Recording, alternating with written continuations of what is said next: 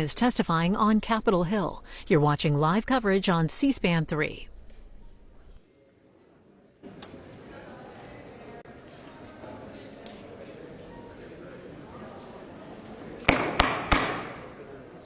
Committee on Homeland Security will come to order. Madam Chair may declare committee in recess at any point. I would also like to welcome the newest member of the committee, Mr. Matt Van Epps. Happy to have you here. You all can sit down for now, please. The purpose of today's hearing is to better understand the worldwide threats facing us today. Under the rules of the House, the chairman is responsible for maintaining order and preserving decorum in the committee room. I expect audience members to be respectful of witnesses, members, and the public. The issues we are debating are important ones that members feel deeply about. While vigorous disagreement is part of the legislative process, members are reminded that we must adhere to established standards of decorum in debate. It is a violation of House rules and the rules of this committee to engage in personalities regarding other members or to question the motives of a colleague. It is also a clear violation of the rules of the House to make statements that might be personally offensive to the President or the Vice President of the United States. Remarks of that type are not permitted by the rules and are not in keeping with the best traditions of our committee. The Chair will enforce these rules of decorum at all times and urge all members to be mindful of their remarks. I now recognize myself for an opening statement. Good morning. Welcome to the Committee on Homeland Security's annual hearing on worldwide threats. Our witnesses today are Homeland Security Secretary Kristi Noem, National Counterterrorism Center Director Joe Kent, and Federal Bureau of Investigation Operations Director Michael Glasheen. I appreciate your willingness to testify and address the threats America faces every day at home and abroad. I want to recognize that this is an annual hearing on the one the committee expects to hold in September 2026, surrounding the 25th anniversary of September 11th terrorist attacks. This year, we made numerous accommodations considering the record-long Democrat shutdown and your busy schedules. But we expect 2026 to include the Homeland Security Secretary, the NCTC Director, and as in the past, the Director of the FBI. The Department of Homeland Security and this committee were created following the attacks on September 11th and bestowed with the responsibility to secure the homeland from threats and keep Americans safe. The work your agencies do each day furthers that mission, and this committee will always be a strong partner in those efforts. I want to commend all three of you. The border is secure, the flow of drugs is slowing, and violent criminals are being taken off the streets. America is once again a symbol of global strength. However, I'm sure you'll agree it is not time to take a break. It is time for action. We cannot succeed in our collective Homeland Security mission without working together, collaborating, and striving for better. The threats we face are persistent and ever-changing. The days of strictly kinetic strikes are over. The battlefield is not the same as it was on the Western Front in 1914, nor the Pacific Theater in 1941, and not even the Middle East in 2000s. In 2025, we fight our adversaries in cyberspace, we counter radicalization on the internet and in chat rooms, we resist communist China propaganda, we prepare for newfound biological threats, and we combat the flow of transnational criminals across our borders. This is why this hearing is so important. Congress must hear from the executive. Oversight is not unfair, and asking questions is not unwarranted. We must ensure the people's representatives are informed. In less than 1 year, the Trump administration has delivered historic results in securing our borders and dismantling transnational criminal networks. The commitment to restoring and maintaining a state of law and order has resulted in illegal border crossings falling to their lowest level in decades. Compared to last year, nationwide border encounters have plummeted nearly 80%. This is a testament to the administration's enforcement of law and deterrence of further uncontrolled illegal immigration. More and more, both nation-state and rogue actors are turning to cyberspace to conduct nefarious operations against the United States and its interests. Just a few weeks ago, we saw the first mainly autonomous artificial intelligence conducted cyber attack. The AI threat is no longer something out of faraway science fiction movie. Technology improves every day, and so does our adversaries' understanding of how to use it. We must be prepared. We must work together with our state and local partners, as well as the private sector, to share information to better identify and mitigate attacks. We must remain vigilant in the face of threats posed by Russia, China, and Iran. And we must harden critical infrastructure. The United States is entering an unprecedented period of hosting major international events, including 2026 FIFA World Cup, the 2028 Olympic and Paralympic Games in Los Angeles, and nationwide celebrations marking the nation's 250th anniversary. These mass gatherings will test the nation's ability to secure large crowds, safeguard foreign delegations, and maintain operational continuity amid evolving threats from nation-state adversaries, foreign terrorist groups, transnational criminal organizations, and lone actors. Trump administration is employing a whole-of-government approach to ensure these events are safe and secure. However, host cities and law enforcement shouldn't shoulder significant burdens in planning and resourcing. Persistent challenges include coordination shortfalls, intelligence sharing gaps, and jurisdictional limitations, particularly at ancillary venues such as athlete housing, training facilities, hotels, and fan zones. All of this is on the backdrop of the upcoming 25th anniversary of the horrific terrorist attacks of September 11th that took the lives of thousands across New York, D.C., and Pennsylvania. This is why I sought this chairmanship and what guides me every day in this work. We all share the same goal: keep Americans safe, regardless of the threat.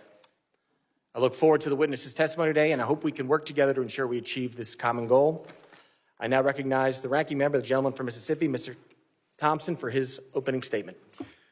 Thank you very much, Mr. Chairman. And before I start, let me welcome Mr. Van Epps to the committee.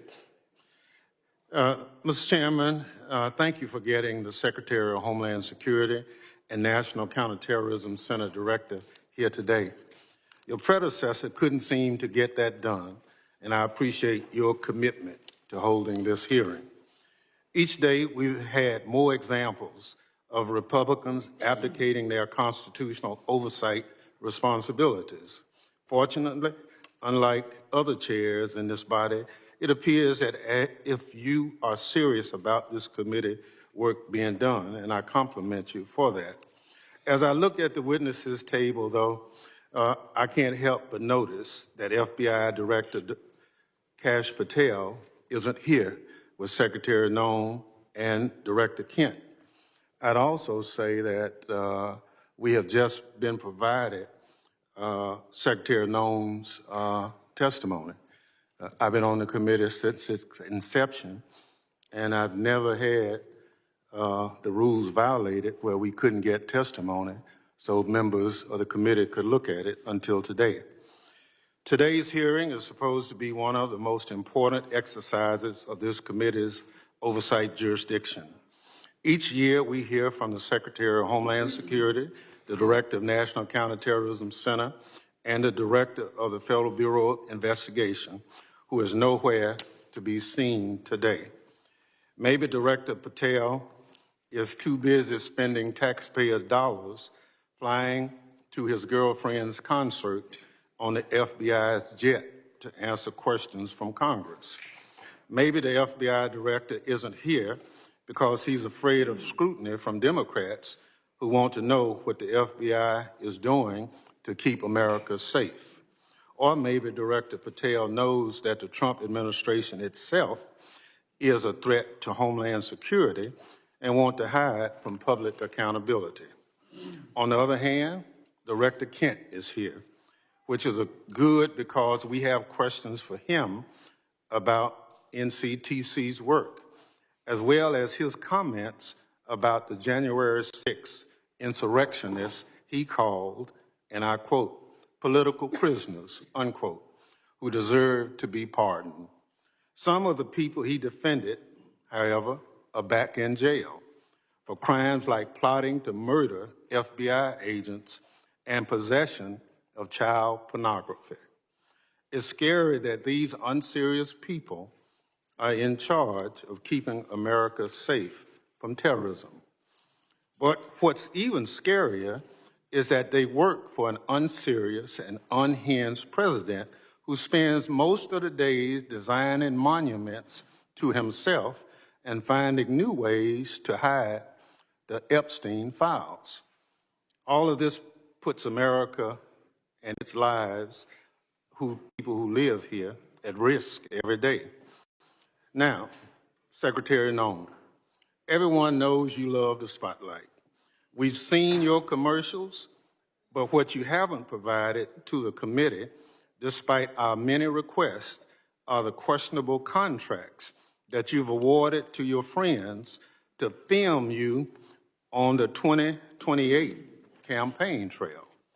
Unfortunately, this is nothing new. In their one big ugly bill, congressional Republicans gave you a blank check, Secretary Noem, and you have wasted no time spending it on yourself. Instead of deploying Homeland Security grants to protect churches and synagogues from terrorism, you handed your friends a $220 million contract so they could follow you around the country with a camera. Instead of fully funding the DHS agency that protects our hospitals, schools, and electrical systems from cyber attacks, you spent $200 million to buy yourself new private jets. And instead of paying your way like the rest of us, you're living rent-free in a taxpayer-owned property that is supposed to be reserved for military leaders. Every penny that you spend on yourself represents the blood, sweat, and tears of hardworking Americans who expect their tax dollars to be spent on Homeland Security, not promoting you and your interests. Apparently, you haven't noticed that regular people are suffering under President Trump's affordability crisis. Or maybe you, like him, thinks it's a hoax and just don't care. Either way, such corrupt behavior hurts Homeland Security. But it's not just the corrupt behavior, Secretary Noem, that hurts Homeland Security. It's also your blatant disregard for the law. You cut programs and withheld congressionally appropriated money to prevent terrorist attacks and prepare for natural disaster. You eviscerated the Office of Civil Rights and Civil Liberties, which was supposed to keep DHS from violating Americans' constitutional rights. Within your own department, you illegally fired employees and retaliated against whistleblowers who reported wrongdoings at DHS.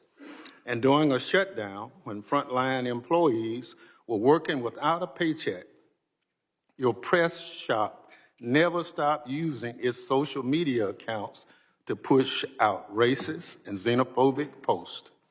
Throughout your tenure, you diverted resources from critical Homeland Security agencies and programs to carry out an extreme immigration agenda. You illegally ordered people deported to El Salvador, despite a federal court order and Department of Justice counsel instructing you to not do so. You illegally ignored a federal court order and shipped people off to South Sudan without due process. You are illegally blocking members of Congress from conducting oversight of ICE detention facilities, even though federal law demands that we have access. In the process of carrying out this extreme agenda, at your direction, DHS has terrorized, beaten, and detained hundreds, if not thousands, of American citizens. At your direction, DHS has illegally detained and deported American citizens, including U.S. citizen children with cancer. At your direction, DHS has illegally gassed, pepper sprayed, and put their knees on the necks of Americans, including military veterans and clergy.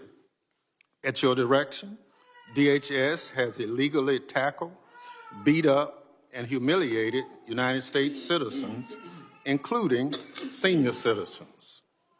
At your direction, DHS has illegally tased, maced, punched, and even shot Americans. Black and brown Americans, in particular, have been racially profiled, detained, and locked up, and sometimes with tragic consequences. It's just one awful incident. A pregnant U.S. citizen was reportedly thrown to the ground, kicked and left in handcuffs for hours after immigration officers did not believe that she was an American. She later lost a baby.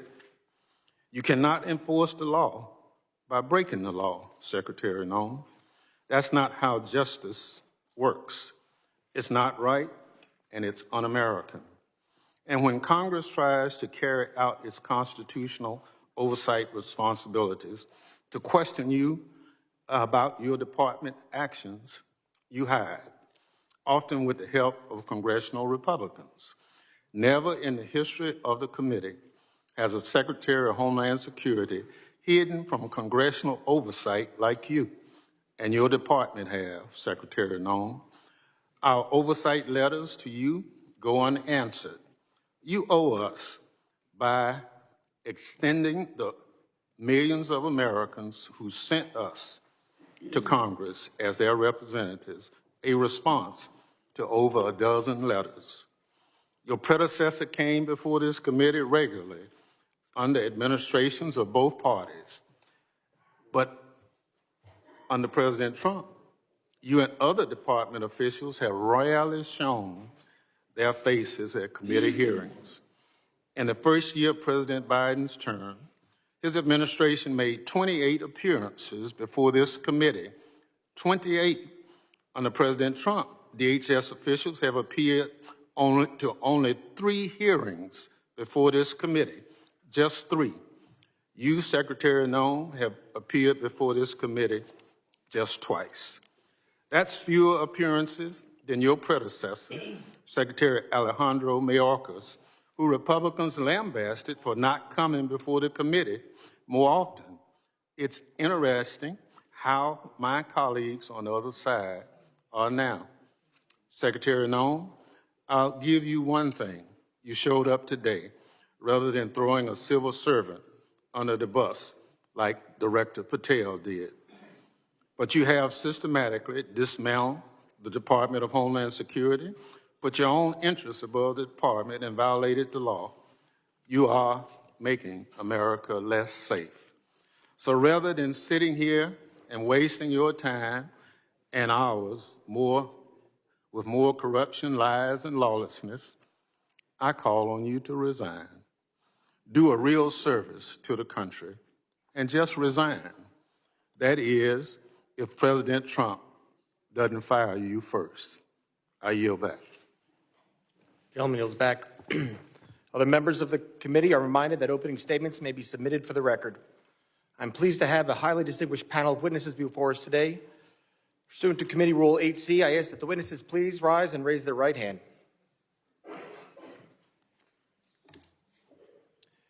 Do you solemnly swear that testimony you will give before the Committee on Homeland Security of the United States House of Representatives will be the truth, the whole truth, and nothing but the truth, so help you God?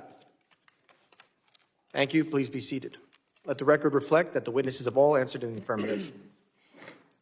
I would like to now formally introduce our witnesses. First is Ms. Kristi Noem. She is the Secretary of the Department of Homeland Security. Secretary Noem previously served as Governor of South Dakota and was a member of this distinguished House. Second is Mr. Joe Kent. He currently serves as the Director of National Counterterrorism Center with Office of Director of National Intelligence. Mr. Kent served in the U.S. Army, completing 11 combat tours and a stint with the Central Intelligence Agency. Third is Mr. Michael Glasheen. He is Operations Director for the National Security Branch of the Federal Bureau of Investigation. Mr. Glasheen has served in national security for more than 2 decades, including as Director of FBI's Terrorist Screening Center and Assistant Director to the National Security Branch. Prior to joining the Bureau, Mr. Glasheen served in the U.S. Marine Corps. I thank all the witnesses for being here today. I now recognize Secretary Noem for 5 minutes to summarize her opening statement.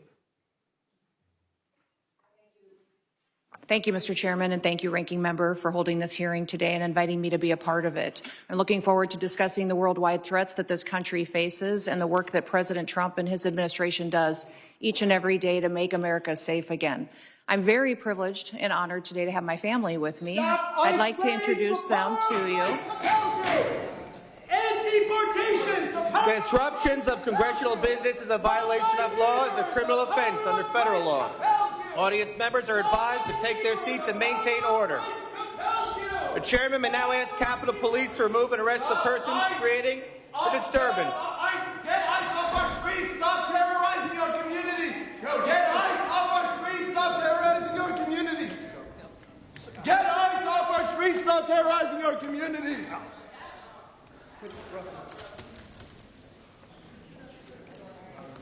Secretary may continue. Chairman, I'll continue. Today with me, I have my husband, Brian, who's with me, and also two of my children. My oldest daughter, Cassidy, and her husband, Kyle, are sitting here in the front row. And then my middle child, Kennedy, and her husband, Tanner, and that was my grandbaby, Noah, that was crying a little bit during the ranking member's comments. I don't think she agreed with him. I don't have my son with me or three of my grandchildren, but I'm very blessed that I have a wonderful family who is here and loves this country and is grateful for the work that we get to do as a family each and every day. We also have the blessing of having some angel families with us as well. They are here in the audience, and I'm so grateful for them for being willing to come here and be strong. It's hard to lose someone that you dearly love to illegal criminal activity, to people who never should have been in our country to begin with, and to lose those loved ones to drug overdoses that get perpetuated by the terrorist organizations that filter them into our country that President Trump works so hard to stop. So I'm grateful that they're here and that they are telling their story. Under President Biden, he closed the office in the Department of Homeland Security that serviced these families. He closed it because he didn't want them to speak. He didn't want them to have support or services. And President Trump reopened the Voices office so that they can get services, so they can hear about the cases of the individuals who killed their family members, and they can get the kind of help that they need to get through the tragic grief that they've experienced. So I want to thank them for being here and continue to pray for them. I want to thank you for the opportunity to be in front of you today to discuss the wide range of threats that the Department of Homeland Security is working on to protect us from here at home and also around the world. Just 2 weeks ago, the day before Thanksgiving, a terrorist shot two of our National Guardsmen in Washington, D.C., killing Sarah Beckstrom dead, and Staff Sergeant Andrew Wolf is still fighting for his life. Fortunately, we've had some really good news about Andrew recently, and he had the opportunity to stand up and is a miracle, and we're so grateful for his family for being so strong. We continue to lift him up and pray he has a full recovery. The terrorist who shot them was an Afghan national who entered the United States under Operation Allies Welcome. The same week, we arrested another Afghan national who came in under the same program. He was planning to carry out a bombing in Fort Worth, Texas. And just last week, just miles away in Washington, D.C., we arrested another Afghan national who also came in under Operation Allies Welcome. That individual provided support to the Islamic State of Iraq and ISIS-K and weapons to his father, who was a commander of a militia group in Afghanistan. Those are only a handful of the challenges that we face and the threats that the Department of Homeland Security stands against every single day. Under President Trump's leadership, DHS is securing our borders, we're restoring the rule of law, and we're protecting the homeland. DHS is eradicating transnational organized crime and the stopping of deadly drugs from continuing to be funneled into our communities. We're ending illegal immigration, returning sanity back to our immigration system, and we're defending against cyber attacks against our critical infrastructure. We have sent a strong message to criminal illegal aliens that we will find you, we will arrest you, and we will deport you. Our message has resonated to over 1.5 million illegal aliens who have gone home on their own voluntarily. At the same time, we as a country are still dealing with the mistakes, the errors, and the willful disregard of the last administration. For 4 years, the Biden administration allowed millions of people to come into our country illegally. Millions more in our country were exploited and were brought in under parole programs without even basic vetting. As a result, we've seen terrorist attacks and heinous crimes committed against American children and families by criminal illegal aliens and violent perpetuators who should have never been allowed into this country in the first place. Transnational organized crime groups, including Mexico's Sinaloa, New Generation Jalisco, and other drug cartels, they cause chaos and they harm American interests. Our critical infrastructure faces a perilous landscape, largely driven by the impact of cyber attacks from bad actors and cyber criminals. American citizens are increasingly under threat from assassination attempts, intimidation tactics, and violence perpetuated by our adversaries, radical Islamic extremists and domestic extremists. These bad actors seek to undermine our public trust. They instill fear in Americans. They destabilize the institutions that safeguard our national security. The United States is preparing to host several major public events in 2026. Most notably the FIFA World Cup and the celebration of the 250th anniversary of our Declaration of Independence. These large-scale events will be potential targets for a range of bad actors, and they come with an increased level of risk. DHS is using every tool and authority we have to ensure the safety of U.S. citizens and our visitors can enjoy next year's events. Radicalized domestic violent extremists and lone actors are a concern, and intentional targeting and murderous attacks on ICE agents in Texas, parishioners in Michigan, and 2 National Guardsmen here in Washington, D.C. are just some of the acts, the despicable examples that unfortunately are becoming too common. These threats underscore a clear need for security strategies that counter both large-scale and individualized attacks. We will remain alert in our mission to protect this country. We will protect our citizens. And as we enter into a historic year, America will be on the world stage.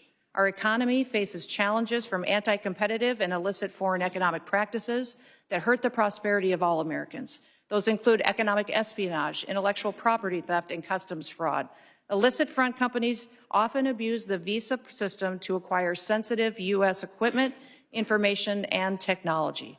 Economic security is national security because a country that cannot feed itself, can't fuel itself, and cannot provide for itself cannot possibly defend itself. Under President Trump's leadership, we will continue to protect American interests and bolster American economic power and technological innovation to further growth and prosperity. The American people depend on the Department of Homeland Security to remain vigilant, agile, and responsive. We will never yield, we will never waver, and we will never back down. Thank you for the privilege to be with you today, Mr. Chairman, and I look forward to your continued support of the work that we do. I yield back. Thank you, Secretary Noem. I now recognize Director Kent for 5 minutes to summarize his opening statement. Thank you very much, Mr. Chairman, ranking members, and all the members of the House. I appreciate the opportunity to appear before you and discuss the threats posed to our nation. Despite the progress that we've made so far in the Trump administration, the threat posed by terrorists of all brands remains very high right now. We've made significant progress under President Trump's leadership. We have the jihadis of ISIS and al-Qaeda on the run in Iraq and Syria, thanks to the decisive action and the strikes that we've taken there recently since President Trump took office in January. However, we have a persistent threat from the individuals that were allowed into this country by the previous administration. The number one threat that we have right now, in my view, is the fact that we don't know who came into our country in the last 4 years of Biden's open borders. What we have identified is alarming, and I want to share that with you today. We just recently put out a warning of the heightened risk of terrorist attacks posed to the homeland by terrorists pretty much of all stripes, but in particular from ISIS and from al-Qaeda. NCTC has been crunching the numbers and going through the sheer volume of known and suspected terrorists that are in the country that came in under the Biden administration. So far, NCTC has identified around 18,000 known and suspected terrorists that the Biden administration let come into our country. These are individuals who, under normal circumstances, would never be allowed to enter our country because of their ties to jihadi groups like ISIS and al-Qaeda. Yet the Biden administration not only let them into the country, and in many cases facilitated their entry into the country, just like the entry of the Afghan terrorists who committed the terrorist attack here just before Thanksgiving, killing one of our National Guard members and wounding another. That Afghan was brought into the country as a group of over 100,000 Afghans who were brought here during the disastrous withdrawal from Afghanistan. These individuals, despite what has been reported, were not vetted properly to come into the United States. The individual terrorist who committed the attack in D.C., he was vetted to serve as a soldier in Afghanistan. The Biden administration essentially used his tactical level vetting as a ruse to bring him here and to bring him into our communities, and we've seen the tragic results of that. Now, that Afghan, that attacker, that terrorist, is just one of 88,000. We've identified 2,000 of that group of 88,000 who have ties to terrorist organizations. We're working right now, hand in hand with DHS and with the FBI, to run down this 2,000, the Afghans who came here under Allies Welcome, who have ties to terrorist organizations, and additionally, the other 16,000 individuals with ties to terrorist organizations that Biden let into our country. That is probably the top terrorist threat that we face right now, and that doesn't include the individuals who came here illegally through the open border. That number, alarmingly, remains unknown at this time. We're trying to figure out who those individuals are, as well. Also adding to this elevated threat, we have ISIS and Al-Qaeda that have found sanctuary in places like Afghanistan and Syria due to the transitional nature of those governments, and also, again, in Iraq and some of the hinterlands of Iraq. And these terrorists are able to communicate and spread their propaganda and a lot of their know-how thanks to the proliferation of encrypted apps and also due to just the internet writ large. The new terrorist tactic that we're seeing more and more is moving away from very deliberate cellular attacks that we can infiltrate easily while they communicate into an inspirational methodology where you have key members putting out media and putting out how-to guides to reach out and to touch individuals inside the United States. We recently disrupted one of those attacks just before Halloween, thanks to the work of the FBI with support from really the entire U.S. intelligence community and the Joint Terrorism Task Force model in Michigan. That plot touched multiple states and had ties to ISIS inside Iraq and Syria. Another issue that we are addressing right now, thanks to the decisive leadership of President Trump, is the scourge of fentanyl, gang, and cartel violence. Under President Trump's leadership, we've designated these cartels and gangs as terrorist organizations, and we've done that rightfully so. These individuals, these terrorists, have killed hundreds of thousands of Americans, as these angel families will tell you firsthand. What President Trump has done by designating them as terrorists has allowed us to turn the tools of the intelligence community against them and predominantly watch list them as terrorists to prevent them from ever coming into America in the first place. To date, we've added about 35,000 of these narco-terrorists to our terrorist watch list, and we've stopped just around 6,000 of these terrorists from ever entering our country, from setting foot inside of America so they can no longer kill Americans with impunity. These are just some of the issues that we're covering 24/7, 365 at the National Counterterrorism Center, and I look forward to discussing more with you all today. Thank you. Thank you, Director Kent. And now recognize Director Glasheen for 5 minutes to summarize his opening statement. Good morning, Chairman Garbarino, Ranking Member Thompson, and members of the committee. I'm Operations Director Michael Glasheen. I oversee the FBI's National Security Divisions. I am honored to be here with you, representing the people of the United States, the FBI, who tackle the complex and grave threats we face with perseverance, professionalism, and integrity. Our nation faces serious and evolving threats ranging from international terrorists to hostile foreign intelligence operatives, from sophisticated cyber attacks to internet-facilitated sexual exploitation of children, from violent gangs and criminal organizations to public corruption and corporate fraud. Keeping pace with these threats is a significant challenge. Our adversaries take advantage of the internet, social media, and emerging technologies like artificial intelligence to influence the American people, facilitate illegal activities, and recruit followers.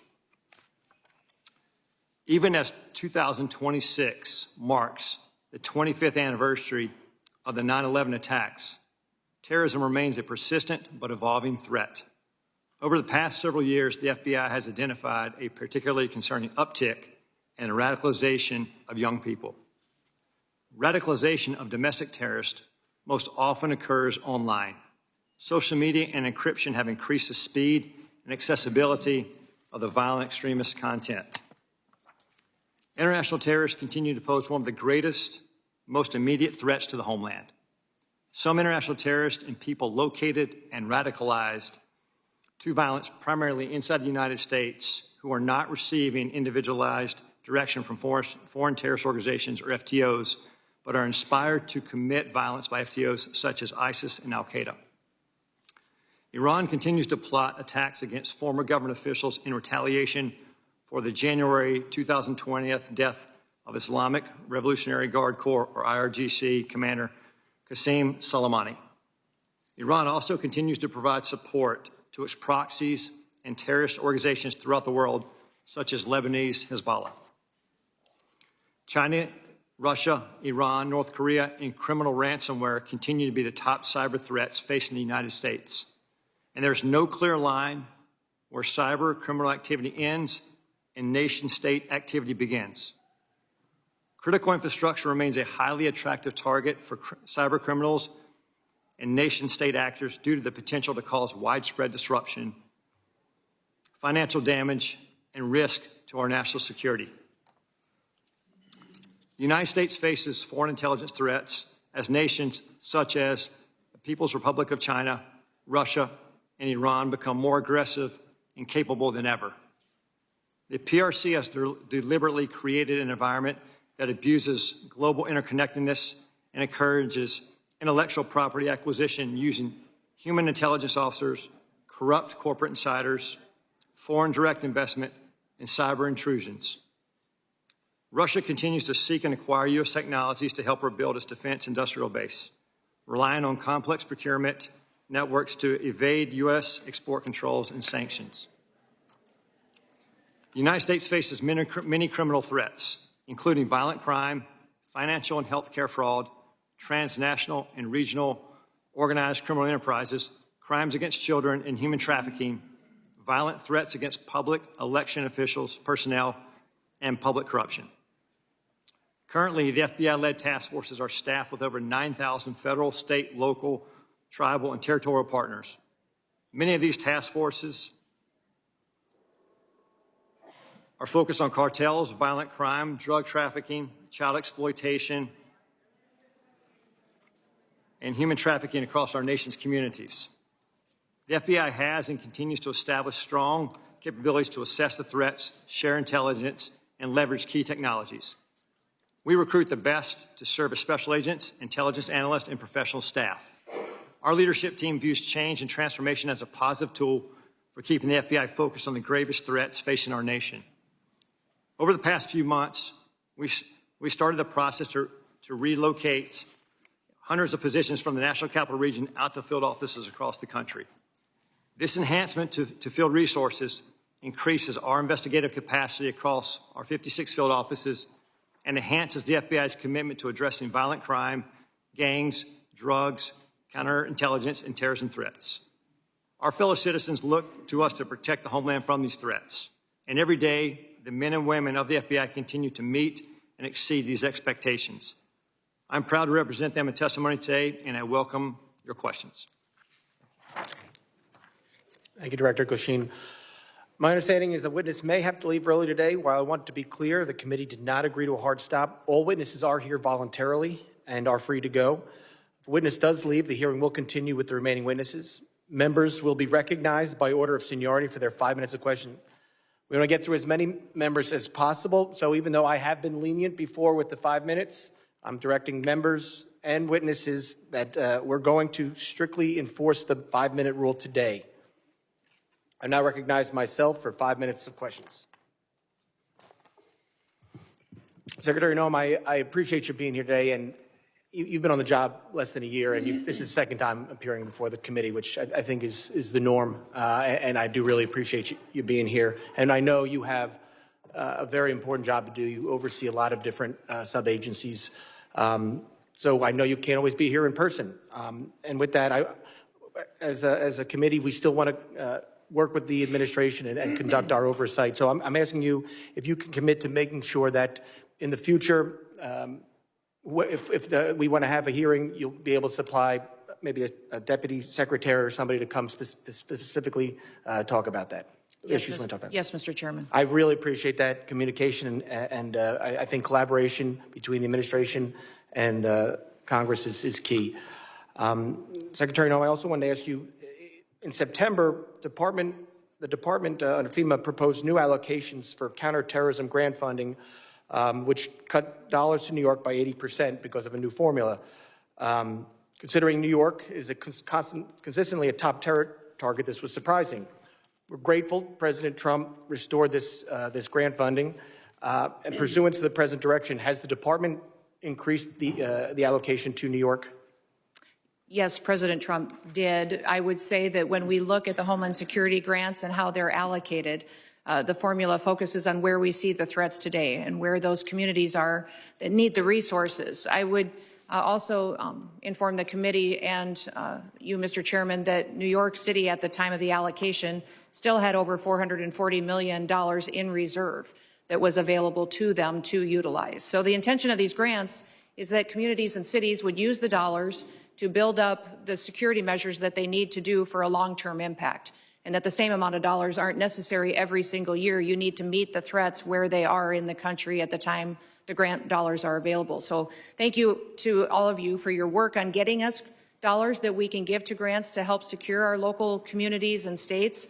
But when we're looking at cities that have hundreds of millions of dollars in reserves, we recognize that giving them hundreds of dollars of millions more may not be appropriate considering all of the threats that we have. But President Trump has sent more resources to New York City. We'll continue to meet the threats head on because that is our mission, is to make sure that we're looking at every single threat that we have. The formula that we have considered and have put in place recognizes what came over the border, where we see the infiltration going, which communities are impacted, and what we need to do to harden our systems. I appreciate that, Secretary, and I appreciate the work you're doing with the President. I appreciate his decision to send that increased money to New York. I have a question. Since this is about worldwide threats, can you discuss what DHS's most significant concerns are today for the country? I would say, Mr. Chairman, what keeps me up at night is that we don't necessarily know all of the people that are in this country, who they are and what their intentions are. We think up to 15 to 20 million people came in under the Biden administration on the invasion over the southern border. They were not vetted. They were allowed to pour in. Our parole programs, our asylum programs, our visa programs were all exploited, and the integrity was demolished under Joe Biden and the leadership at the Department of Homeland Security. And frankly, the entire department was neglected. In fact, I believe the Secretary was told at times not to do certain things by the Biden administration to facilitate this invasion. So what keeps me up at night is the individuals that are in this country that wish to do us harm. And that is why we are so aggressive at making sure that we're going out and doing investigative work, finding those violent criminals, finding those people who shouldn't be in this country to begin with, and those that want to go after and to harm our American citizens. Thank you, Secretary. Director Glasheen, as you heard and as you said, during the next few years, the United States will host more major events than ever before. This brings up obvious security concerns, including counter drones, which we just passed into authorities in the NDA yesterday. How is the FBI preparing for counter drone threats during mass gathering events? Chairman, thank you for that question. Counter UAS, the passage of the legislation yesterday is a game changer for us. How we're preparing for that going forward, we just stood up a counter UAS school down at Huntsville, Alabama, where we will train federal officials, state locals, as well to assist with that preparation and implementation of using counter UAS technology. Prior to this passage, it was only the FBI and or DHS that could provide that assistance. Now that this passage of authority, it will allow us to have a greater handling of the threat to a mass event. Thank you very much. I yield back. I now recognize the ranking member for 5 minutes of questions. Thank you very much, Mr. Chairman. Mr. Glasheen, will you tell me organizations that pose on the domestic side, two of the organizations, number one, number two, threat to the homeland at this point? Can you please clarify, like, organizations? Any domestic terrorist organization that poses a threat to the homeland as we speak? I'd say the first one, President Trump had just announced executive order domestic terrorist organization, Antifa. That's our primary concern right now. All right, that's what President Trump did. What does the FBI say? We share the same view. When you look at the data right now, you look at the domestic terrorist threat that we're facing, right now, what I see from my position is that's the most immediate violent threat that we're facing on the domestic side. So where is Antifa headquartered? What we're doing right now with the organization. Where in the United States does Antifa exist? Yeah. If it's a terrorist organization and you've identified it as number one. We are building out the infrastructure right now. So what does that mean? We're trying to get the information. You say Antifa is a terrorist organization. Tell us as a committee, how did you come to that? Where do they exist? How many members do they have in the United States as of right now? Well, that's very fluid. It's ongoing for us to understand that. The same, no different than Al Qaeda and ISIS. No, I don't want you. I'll ask one question, sir. I just want you to tell us. If you said Antifa is the #1 domestic terrorist organization operating in the United States, I just need to know where they are, how many people. I don't want a name. I don't want anything like that. Just how many people have you identified with the FBI that Antifa is made of? Well, the investigations are active. So you wouldn't come to this committee and say something you can't prove, I know. I know you wouldn't do that. But you did. Madam Secretary, you and the gentleman from NCTC reference the unfortunate accident that occurred with the National Guardsman being killed. You think that was an unfortunate accident? I mean, It was a terrorist attack. Wait. Look, I'll get it straight. Then you can He shot our respond. National Guardsman in the head. Look, Mr. Chairman, will you direct the witness to allow me to ask my question? It was an unfortunate situation, but you blamed it solely on Joe Biden. I want you to know who approved the asylum application for this same person. Mr. Thompson, this individual that came into the country. No, I want to know who approved. Congressman Thompson, I want you to understand. No. When this individual came into the country, he came under I'm not going to let you. Evacuation of Afghanistan under Operation Allies Welcome, was thoroughly vetted by the Biden administration at that point in time, allowed into our country, and then was never followed up. I want to remind everybody in Congress. Reclaim my time. We follow the law. And every asylum is supposed to have a check-in every single year, and the Biden administration failed to do that. They vetted this individual, allowed them into our country, and did not do The witness will allow the gentleman to ask his question. Yes or no? Who approved the asylum claim? The application on the asylum was thoroughly filled out by information that was gathered by the Biden administration. So the Biden administration approved the asylum. His asylum application was put into place under the rules established by the Biden administration. Reclaiming my time. I don't want to file perjury charges against you, but I'm of the opinion that the Trump administration, DHS, your DHS, approved the asylum application. The asylum application moved forward under all of the information and vetting processes that were put in place under the Biden administration, which is when vetting happened. And that's what President Trump has changed. Under President Trump's administration. Reclaim my time again. When it's obvious you don't want to answer the question. Mr. Kent, do you want a shot at it? The individual was vetted to serve as a soldier in Afghanistan, and that vetting standard was used by the Biden administration as a ruse to bring him here. Had we followed the standard operating procedures for special immigrant visas, that individual and none of the Allies Welcome people would have come to America. That's on Joe Biden. Gentleman's time has expired. That was the answer. Point of order, Mr. Chairman. That was a murder that took place in D.C. It was not an unfortunate incident. And those comments are effing disrespectful. Who is that? I expect better from the It's not a valid point of order. I will now recognize the gentleman from Texas, the former chairman, Mr. McCall, for 5 minutes. Thank you, Mr. Chairman. Madam Secretary, great to see you. This hearing reminds me of the novel A Tale of Two Cities. They see it, the Dems see it as the worst of times, but I see it really as the best of times. And what do I mean by that? Under the Biden administration, 15 to 20 million illegal aliens, unvetted, as you indicated, came into this country. What I think most disturbing is Director Kent's testimony. 18,000 known or suspected terrorists got into this country under the Biden administration. That's why we impeached Mayorkas. I was one of the managers. He told his Border Patrol, you don't have to pay attention to federal law when it says shall detain aggravated felons. He disregarded federal law and says, you know what, may detain. It's discretionary. And guess what? We have thousands of aggravated felons now, or if not millions, in this country today.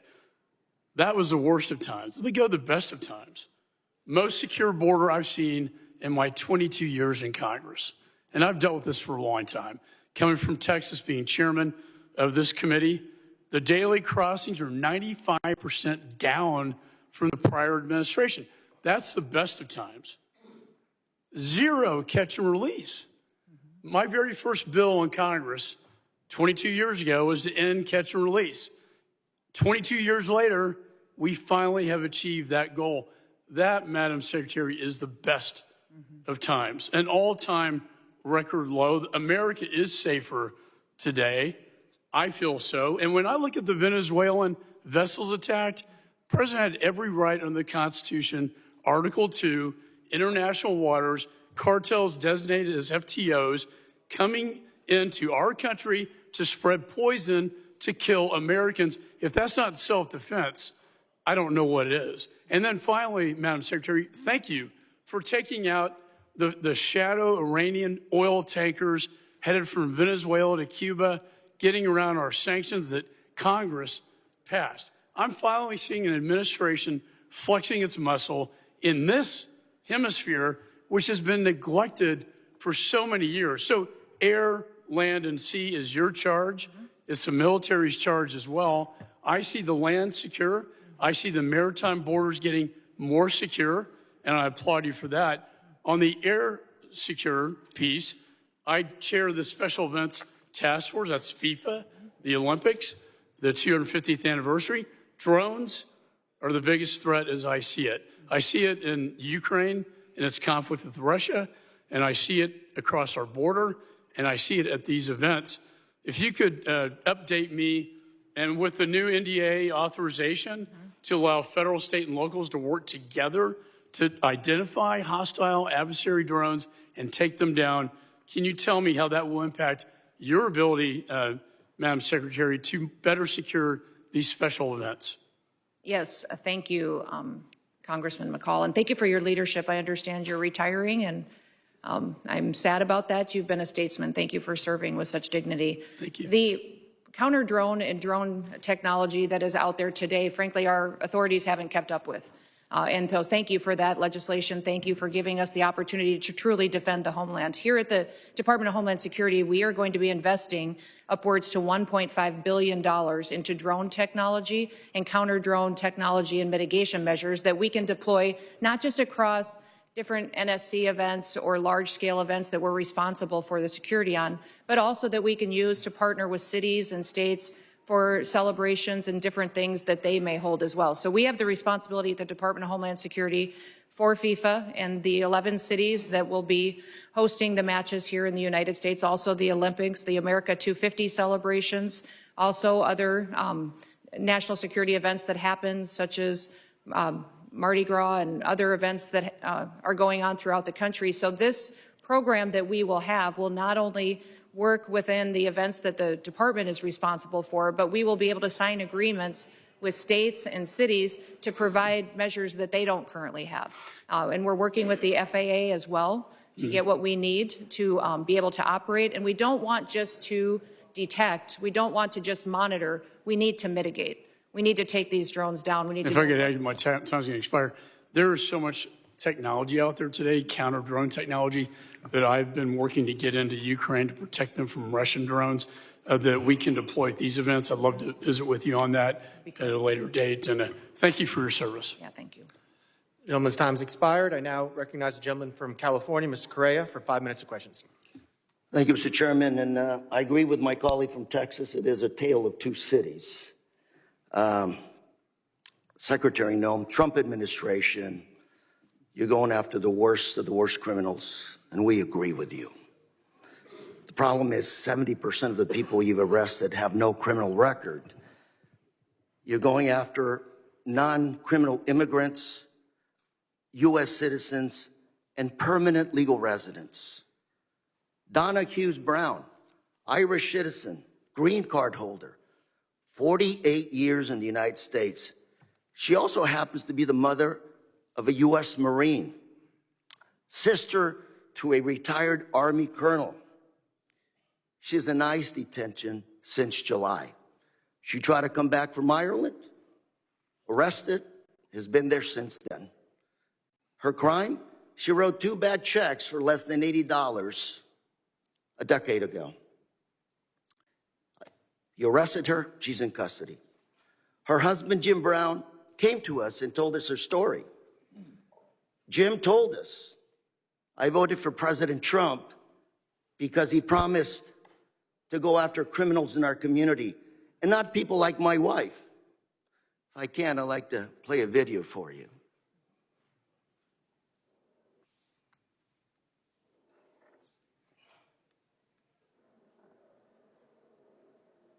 Then he also voted for President Trump.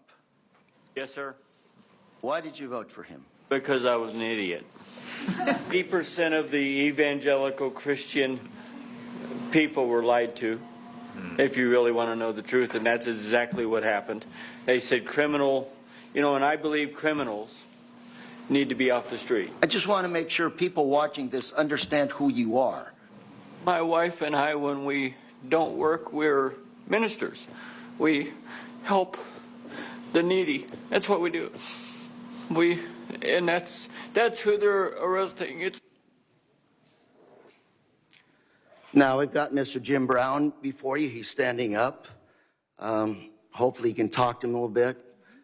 These people, Donna accused Brown, are not the individuals that should be deported. Another case, Narciso Barranco was beaten and arrested by masked agents while working as a landscaper. He's an undocumented immigrant, 30 years in this country, not a traffic ticket. Mr. Barranco is also the father of 3 U.S. Marines. 3 Marines. You want to make a movie of people like this. A man who comes to this country, instills patriotism in his kids. They swear an oath to serve and possibly give up their life for this country. We'll play a video on this as well, please.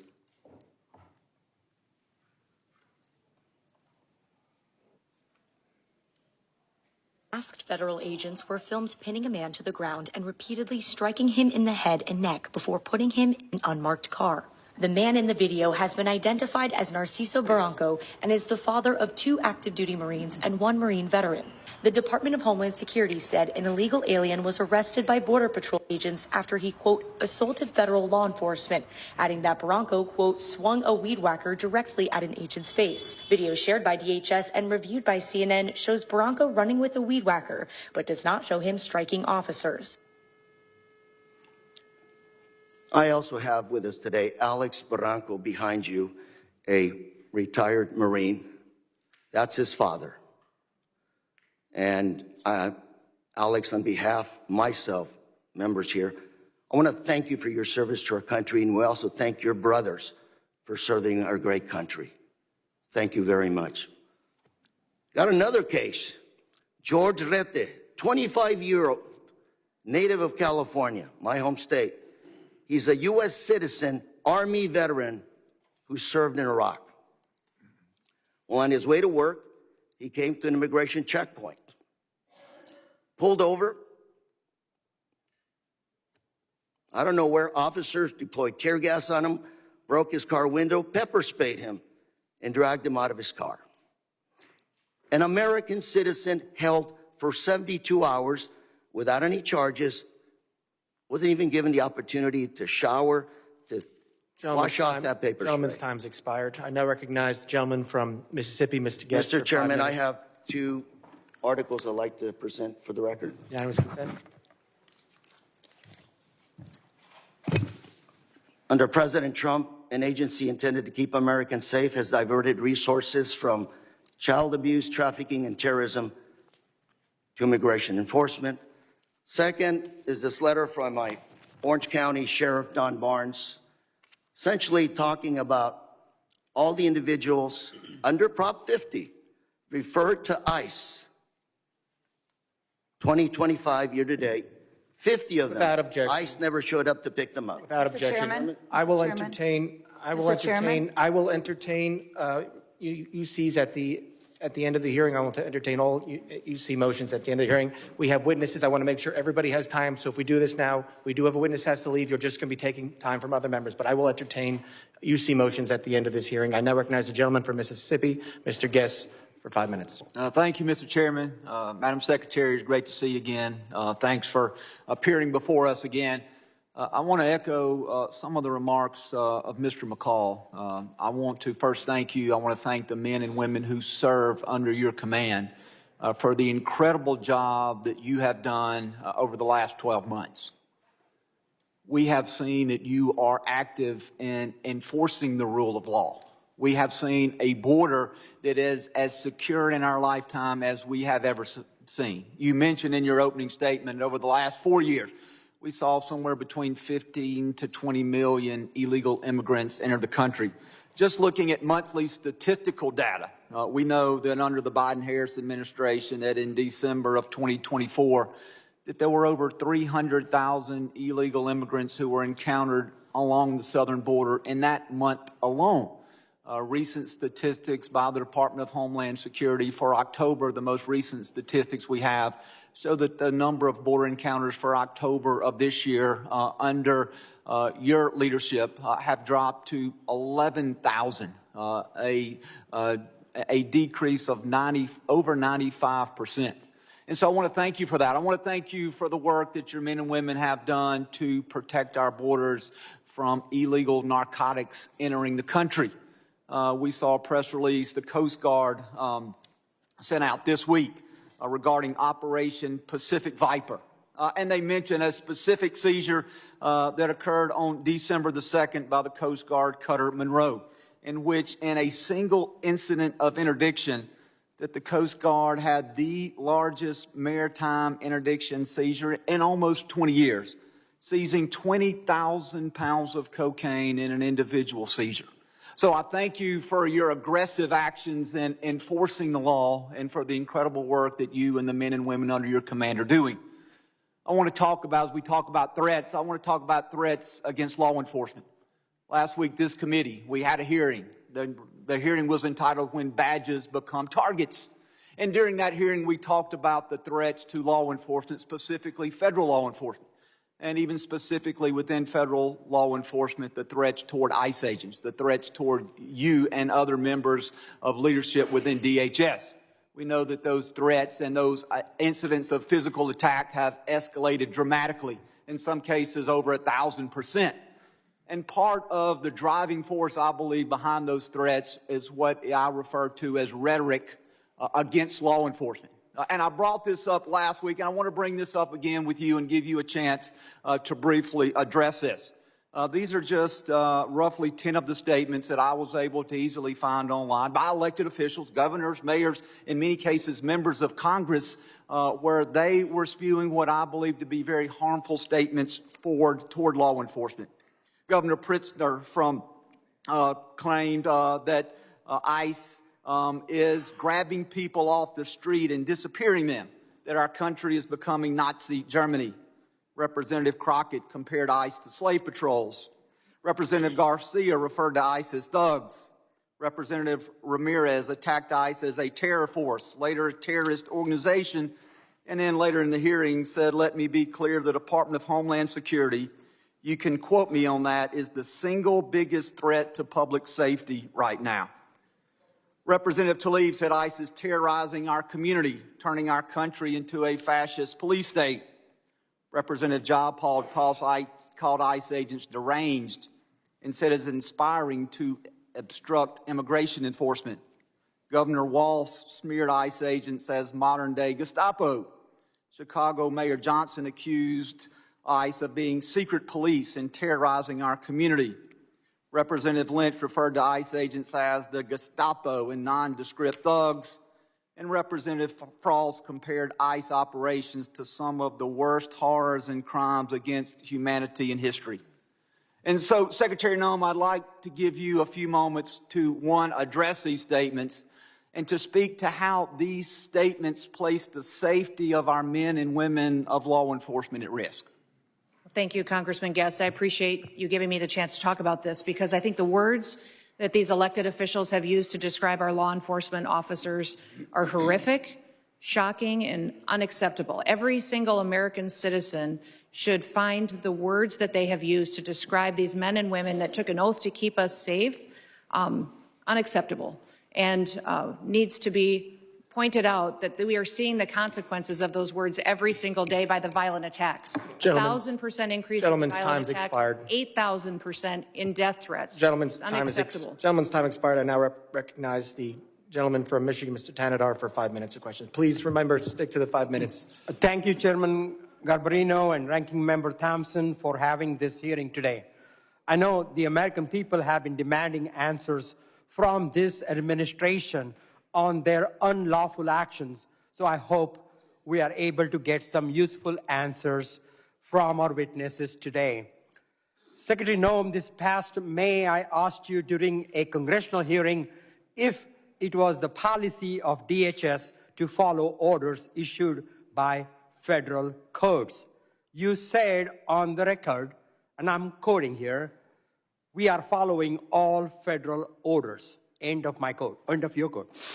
Secretary Noem, you lied to me under oath that day. You lied to the American people, and you have betrayed the trust placed upon you in your role as Secretary of Homeland Security. You defied federal court orders when you refused to order the deportation flights to El Salvador in March to turn around. Federal courts have also found your department to have violated federal injunctions in your continue to send non-citizens on deportation flights, with some courts having called your orders unlawful. Secretary Noem, I just have 3 questions for you. 1, why did you lie under oath by saying DHS was following all federal court orders when they clearly were not? Congressman. Question 2, let me finish my questions. Question 2, why did you mislead the American people when you said that no American citizens have been arrested or detained by federal immigration agents? And my last question, number 3, Donald Trump said that your ICE agents haven't gone far enough. Do you think terrorizing American citizens and assaulting peaceful protesters isn't far enough? Congressman, the Department of Homeland Security and this administration complies with all federal court orders. We always have and we always will. Not true. And we will continue to appeal. And, sir, I will even tell you that at the highest court, at the Supreme Court, the Department of Homeland Security in our litigation has an over 90% success rate in winning at the highest court in our battle against activist judges across this country. Madam Secretary, we will continue to appeal. And then when it gets to the highest court and we get a decision, it is proven that we are right, that we have been compliant. I will also say, Madam Secretary, let me... You want me to answer your questions or not? I do, but let me... you haven't been telling us the truth. Look, there have been at least 170 known cases of citizens being arrested or detained by federal immigration agents this year alone. This is the truth. Are you lying to the American people right now by denying these reports? When we are doing our targeted enforcement operations against criminal illegal aliens, individuals that are in that area may be detained until we verify who they are, and then they are released. This has been done for years, and every single law enforcement operation that has always happened, we follow the same protocols, and we continue to do that. We have never once detained or deported an American citizen. We have not held them and charged them. When we find out and verify their identity, then that is when they are released. You also asked about ICE agents going far enough. Sir, I will tell you that every single ICE agent, CBP agent, federal law enforcement officer that's out there doing their work every day, none of them will rest until our communities are safe. None of them will rest until terrorists, Secretary Noem, it is a fact that you ignored federal orders. And our children and our grandchildren can grow up. Let me reclaim my time here, please. Let me reclaim. Secretary Noem, it is a fact that you ignored federal court orders in March and in May of this year. Do you plan on ignoring more federal orders? I'm sick of your lies. And the American people demand the truth. Because you keep saying it doesn't make it true. I am sick of your lies. The American people are sick of these lies. American people demand truth. America is very happy that finally they have a president in the White House that gets up every day to keep them safe. Madam Secretary, your incompetence and your inability to truthfully carry out your duties of Secretary of Homeland Security, if you're not fired, will you resign? Sir, I will consider your asking me to resign as an endorsement of my work. Thank you very much. I yield back my time. Gentleman yields back his time. I'll remind members that they are entitled to ask questions during their time. Witnesses are entitled to answer those questions. Members are entitled to reclaim their time. So if we're going to have questions and answers, please allow it. You can reclaim your time if you want, but witnesses are here voluntarily. Please at least give them a chance to answer the questions that you're asking. I now recognize the gentleman from Texas, Mr. Pfluger, for 5 minutes of questions. Thank you, Mr. Chairman, and it's unfortunate that our colleagues on the other side of the aisle for 5 straight years now have no concern for anything worldwide threats-wise, and have proven that. We're supposed to be talking about worldwide threats, but unfortunately we're talking about homeland threats in our homeland. And Director, can you just reaffirm the number for us of people that match the terror watch list that are in our country? There's 18,000 known and suspected terrorists in the country right now that came in under Joe Biden's watch. 18,000? 18,000. It's unbelievable. It's unbelievable. And that's just what we know of, Congressman. Secretary, despite even members on this committee that have called our law enforcement and ICE and DHS and Border Patrol and other agents names and slandered them, I support you, and I support what you're doing to secure the homeland. The Working Families Tax Act allocated $13.5 billion to the Department of Homeland Security and the Department of Justice to reimburse states for the cost of the Biden-Harris administration's open border policies. No state suffered more than Texas. Fentanyl, drug and human trafficking, violent crime, stress on local emergency response services caused substantial damage to my district, to our state, to my constituents, to people that live and work in Texas. And in response, our state launched Operation Lone Star to secure the border when the Biden administration abdicated their responsibility to do that. We built miles of border wall. We had other barriers. We deployed state troopers, National Guard to deter the invasion that we suffered during this time period, which cost our state over $11 billion. And so as part of this Working Families Tax Act, we allocated $13.5 billion to reimburse those states. Last month, along with our senators, I led the Republican Texas delegation in sending a letter to you and Attorney General Bondi highlighting this and requesting that the state of Texas be fully reimbursed. And I wanted to get a status on that reimbursement today. Yes, thank you. And we still to this day remain incredibly grateful to the state of Texas for their leadership during that time. That was challenging times, devastating times for what we saw happening down there. And Texas stepped up in a way that was absolutely incredible. So yes, those dollars are being formulated and allocated. If you remember, many states deployed their National Guard down there. I was governor of South Dakota at that time, and my National Guard was deployed down there as well. So reconciling the costs for every single state and looking at that allocation, we're making sure we're doing due diligence to make sure that it's appropriated correctly. And just to be clear, I want to make sure that that money does come in the form of the reimbursement to Texas. That's what we're working with the White House on doing, sir. Okay. Yeah. When it comes to what Director Kent talked about, these 18,000 people, can you give us an idea of who these people are, what type of threat they pose to us? We saw it wasn't some accident. This was an assassination and a murder. It was not an accident, despite my colleagues saying that it was an accident. It was a murder and an assassination of a National Guard hero. So what other types of threats are you tracking and preventing from happening? Yeah, I would say, sir, that we face the terrorists that we've faced for years in ISIS, Al-Qaeda, Hamas, individuals that are here that are radicalized, but also we face the cartels as they've infiltrated our country under the last administration, their proliferation of human trafficking, drugs, and violence, going after Tren de Aragua as well, MS-13. Those individuals are still a very real, clear danger every day on the streets, and we encounter them, arrest them, and deport them and bring them to justice each and every day. Beyond that, sir, you even have gangs in cities that are localized that are terrorist organizations. The Latin Kings in Chicago are absolutely terrorists to their communities, and we work every day to make sure that we're protecting those communities. So I could not prioritize one over another because they're all killers. They're all killers, and they all are destroying families each and every day. For both you and Director Kent, do terrorist organizations around the world, such as ISIS, Al-Qaeda, and others, still have an intent to attack America, to attack our homeland, to utilize every method? Absolutely. Our intelligence and our information that we deal with every single day is addressing those threats on our streets here in the United States. Director Kent, can you give us an idea of what those tactics, techniques, and procedures could be that we need to stay alert of? Honestly, the attacks of October 7th, the decentralized and just barbaric nature of that is the new terrorist playbook. They're not looking necessarily for a spectacular attack like we had on 9/11, but targets of opportunity like we tragically saw with the terrorist attack in Washington, D.C., these smaller cells or even individual operatives taking action. That's what has us very concerned, combined with just the sheer volume. My time has expired. Secretary, thank you for your commitment to reimburse Texas. I yield back. Gentleman's time's expired. I now recognize the gentleman from Rhode Island, Mr. Magaziner, for 5 minutes of questions.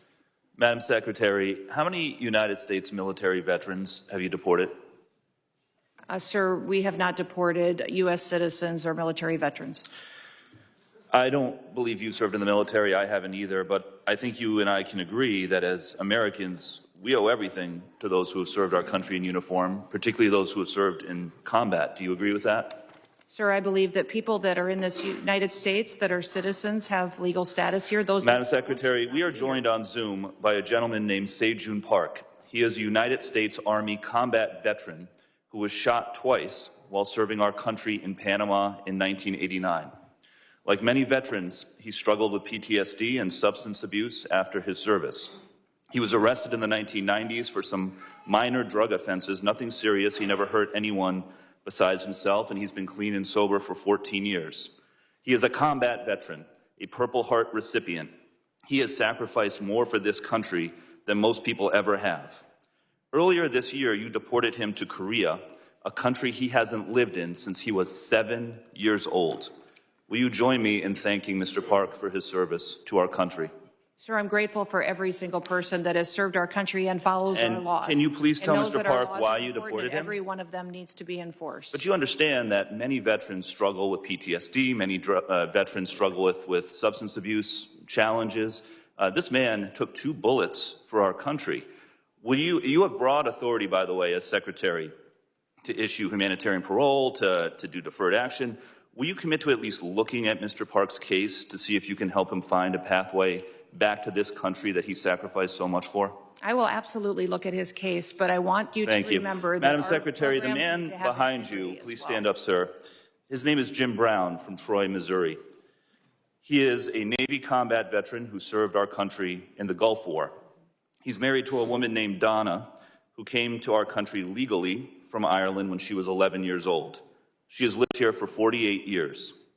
Because of you, Jim's wife, Donna, has been in prison for the last 4 months. She did not come here illegally, and she has never committed any crime other than writing 2 bad checks totaling $80 10 years ago. She is currently in prison and facing deportation. Ms. Noem, will you thank Mr. Brown for his service to our country?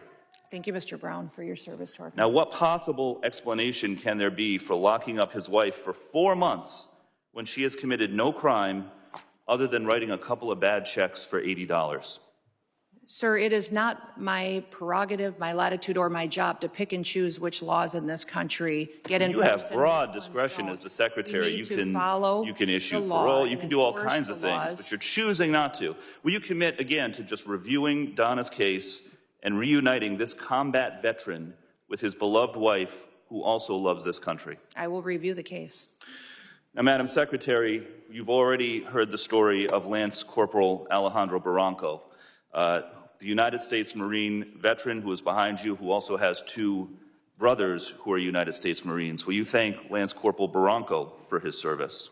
Thank you for your service. His father, Narcisco Barranco, is a landscaper in California who has lived peacefully in our country for 30 years and has no criminal record. Last spring, while he was mowing the lawn at an IHOP, ICE agents tackled him in the street and imprisoned him for weeks. A peaceful, hard-working man who raised 3 sons to be United States Marines. We need men of that character in this country. Again, as Secretary, you have broad discretion. Will you consider Lance Corporal Bronco's father for parole in place to stay in our country, owing to the fact that he has contributed to our country by raising 3 United States Marines? This is an opportunity to remind everybody that every person that's in this country illegally has an opportunity to voluntarily go home and come back the right way. He Follow raised our 3 laws, United States and we will Marines. facilitate that. He has been living here Let's- peacefully, doing his job for 30 years. You have discretion. You are choosing not to use it. Madam Secretary, you promised America that you would go after the worst of the worst. But these people are not the worst of the worst. A Purple Heart recipient, a military spouse, the father of 3 Marines. And it's not just veterans and military families. You are locking up and deporting children with cancer, mothers with babies in the NICU, United States citizens. There are many problems with your leadership, but the biggest problem is this. You don't seem to know how to tell the difference between the good guys and the bad guys. Go after the bad guys. Go after the terrorists. Do not go after veterans, Marines, children, Gentleman's United time's States expired. citizens. I yield back. Time's expired. I now recognize the gentlelady from Georgia, Ms. Green, for 5 minutes of questions. Thank you. The previously Democrat-controlled administration allowed over 13 million border crossers from over 170 countries and territories to break our laws, invade our country, rape our women and children, and murder our own people. They set all-time records for the highest number of illegal aliens ever encountered in a single day at 14,500, in a single month at 370,000, and in a single year at 3 million, not including the known gotaways. Thanks to Secretary Noem and the hard work of Tom Homan and all the brave men and women at DHS, our new Republican-controlled admin has produced the safest and most secure border our country has ever seen. Thank you very much for that. For the 7th consecutive month, U.S. Border Patrol released 0 illegal aliens into the United States. Daily average apprehensions at the southern border are 95% lower than the daily average under the last administration. 10 months under Trump has seen less apprehensions than 1 month under Biden. Since January 21 through the end of November, there have been 117,105 total enforcement encounters along the southwest border, which is nearly 40% less than the monthly average during the Biden administration. Meanwhile, there has been an 8,000 increase in death threats against ICE law enforcement. Secretary Noem, back in July, the department put out a press release titled "Worst of the Worst." Criminal proceedings begin in a case of transgender illegal alien accused of rape, child rape, not just rape, child rape of a 14-year-old boy in a sanctuary New York City bathroom. I wanted to highlight this case because it encapsulates so many different violent policies of Democrats. This is an increase in trans violence with their embrace of gender ideology, an egregious catch and release policy implemented under the last 4 years, and sanctuary cities that harbor criminal, illegal alien monsters that have raped and murdered many Americans. Can you discuss further what you're facing in these sanctuary cities and the illegal alien monsters that have been released into American communities under the Biden administration? Yeah, unfortunately, Congresswoman, we arrest individuals like that every day because they're so prevalent on our streets, because of what happened under the Biden administration. Every day we're able to go out and encounter and bring to justice individuals who are raping our children, murdering our mothers, our grandmothers, our families are devastated by them.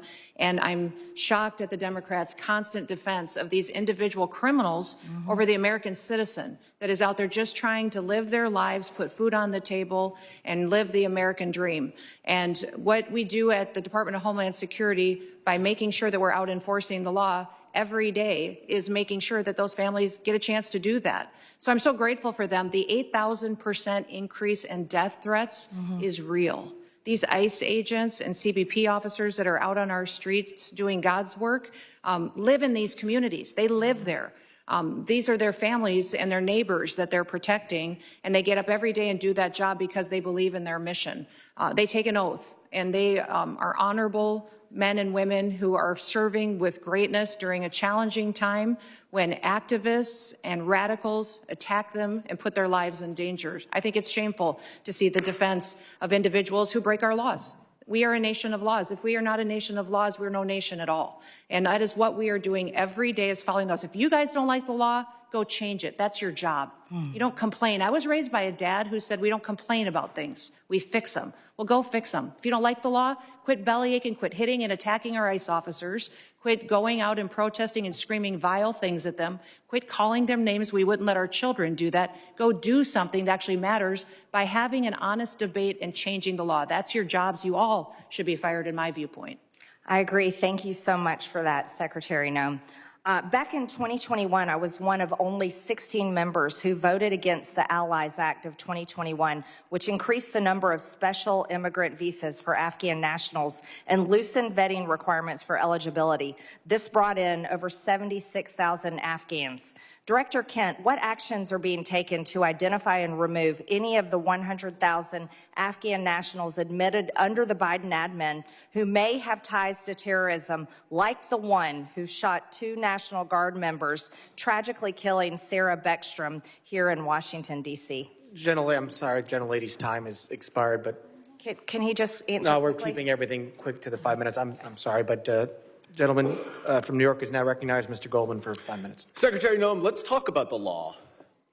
Do you agree that asylum is a lawful pathway to immigrate to this country? Yes or no? There's an asylum program, yes, in place. All right. So immigrants then with ongoing asylum applications are legally in this country, correct? Excuse me, I'm sorry. Your question was? Immigrants with ongoing asylum applications are legally in this country. There are individuals in this country that have applications that... And they are legally here because it's a lawful pathway, right? It's a lawful pathway. Okay, so if your department then deports anyone with an ongoing asylum application, you are violating the law, correct? Joe Biden left us with... I'm not asking about Joe Biden. I'm asking you a specific question. If your department deports anyone with an ongoing asylum application, you are violating the law. Is that correct? It was greatly violated when they allowed I'm asking you. people to come I'm in asking and you. granted asylum applications. Why are you filibustering? Why can't you answer the question? It's a simple question. Your president, if your department and your secretary deports did not anyone follow the law, with an ongoing asylum application, you are violating the law. Isn't that correct? the asylum program was broken under the last... Mr. Chairman, I will reclaim my time. She's not answering the question. But the obvious answer is that, yes, if you follow a lawful pathway, asylum is a lawful pathway, if you have an open asylum case, you are here lawfully. But the problem that we are seeing around the country is that you are not following the law. Don't tell us to change the law. If you don't like the asylum system, you change the asylum law. Bring it to us. We'll work with you. I think it needs to be changed. But you can't just decide that you're not going to follow the law, and asylum is a law, and deport people who have ongoing applications. Unfortunately, that is exactly what's happening. It's happening across the street from my office right in New York City. Numerous, thousands of people who have come to court appearances, have left them with open asylum applications, have been arrested. And then they've been shipped off and many deported. In September, one applicant was ripped away from his wife and small children after such a court appearance. And then this happened to his wife. Please play the video. No, it's not. It's not this one. All right, it's not this video. Here it is. I'm yours. Come on, man.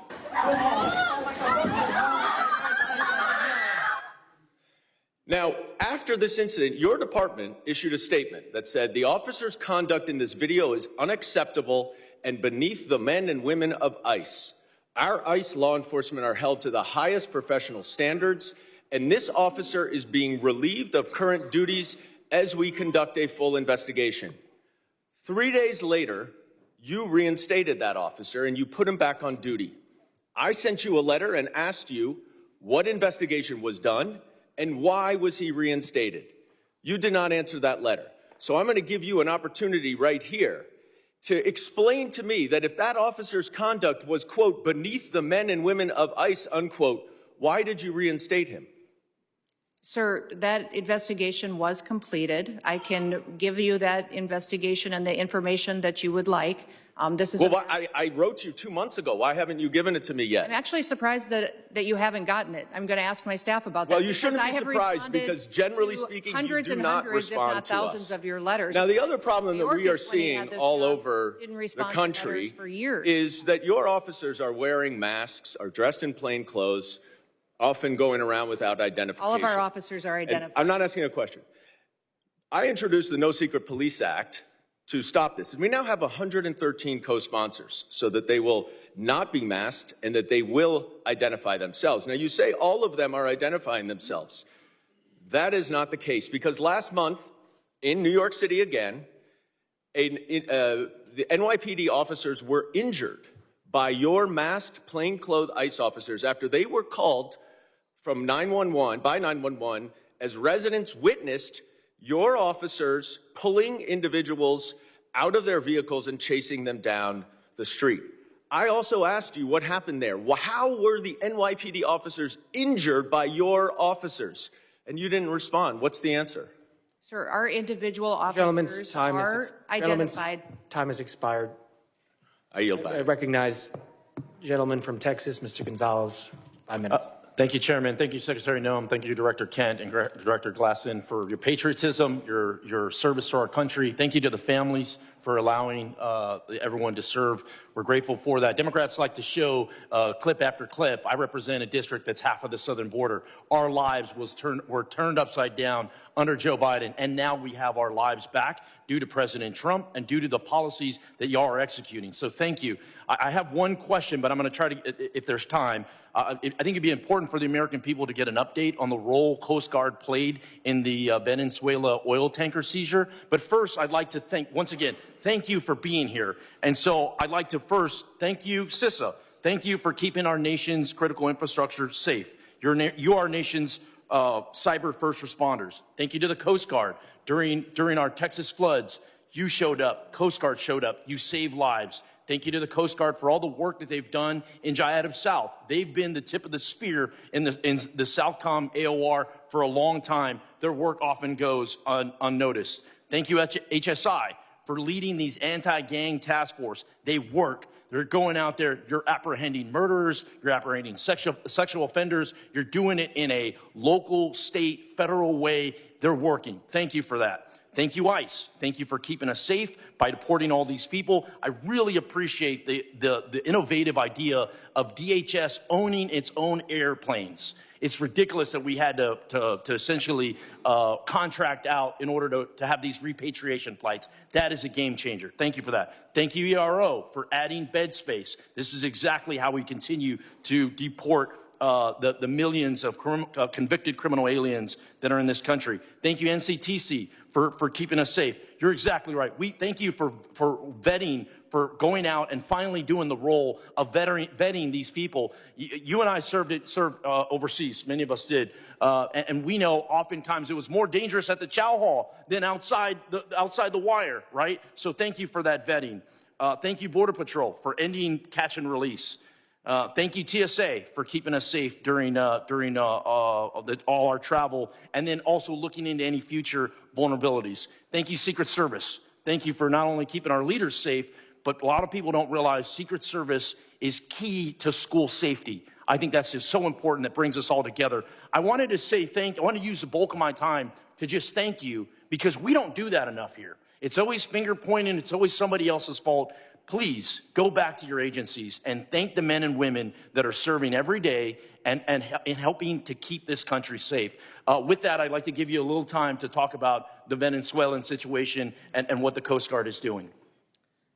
The operation that was conducted yesterday morning was a Coast Guard-led operation. It was in partnership with the Department of War and the Department of Justice, the FBI as well, and it was a successful operation directed by the President to ensure that we're pushing back on a regime that is systematically covering and flooding our country with deadly drugs and killing our next generation of Americans. Just the drugs that the Coast Guard has been able to interdict on the waters since that President Trump has been in office has been enough lethal doses of cocaine to kill 177 million Americans. That's 2/3 of our country that has been saved by blowing up, by going after and bringing to justice these individuals that are out at sea and those individuals that are funding it with a shadow fleet of sanctioned oil that should never be sold to benefit their profits and their pockets to kill Americans. Thank you for that update. For many of us that served in uniform, oftentimes it was overseas. It was in the Middle East, or it was in Asia, or it was in Europe. And I think those AORs are very important. But for too long, president after president after president, our backyard has been left wide open, and we're completely shocked why all these terrorists are in our country and all these people are unvetted, all this chaos is happening when in our own backyard was unsafe. So thank you again for one. I know you traveled, you met with heads of state, El Salvador, Mexico, a couple that come to mind. But I just want to thank you and for making our backyard a priority and ultimately to keep Americans safe. Texans are more safe today than we were a year ago. And a lot of that is due to President Trump and due to the leadership that I'm seeing right here of executing those policies. Thank you, thank you, thank you. With that, Chairman, I yield back. Gentleman yields back. I now recognize the gentlelady from Illinois, Ms. Ramirez, for 5 minutes of questions. Thank you, Chairman. American citizens have been arrested or detained. We focus on those that are here illegally. Secretary Noem, you lie and you lied to the American people. I will be including into the record an article by ProPublica from October 16, 2025, entitled, "We found that more than 170 U.S. citizens have been held by immigration agents. They've been kicked." There's nothing smiling about U.S. citizens. I'm sorry, that's very inappropriate. Let me continue. They've been kicked, dragged, and detained for days. The next one. The Trump administration has specifically targeted the worst of the worst. The individuals that we are going after are those that are violent criminals, those that are breaking our laws. Do you, Secretary Noem, again, you lied to the American people. I will be including into the record an article by the NBC News from December 7, 2025, entitled, "ICE has arrested nearly 75,000 people with no criminal records, data shows."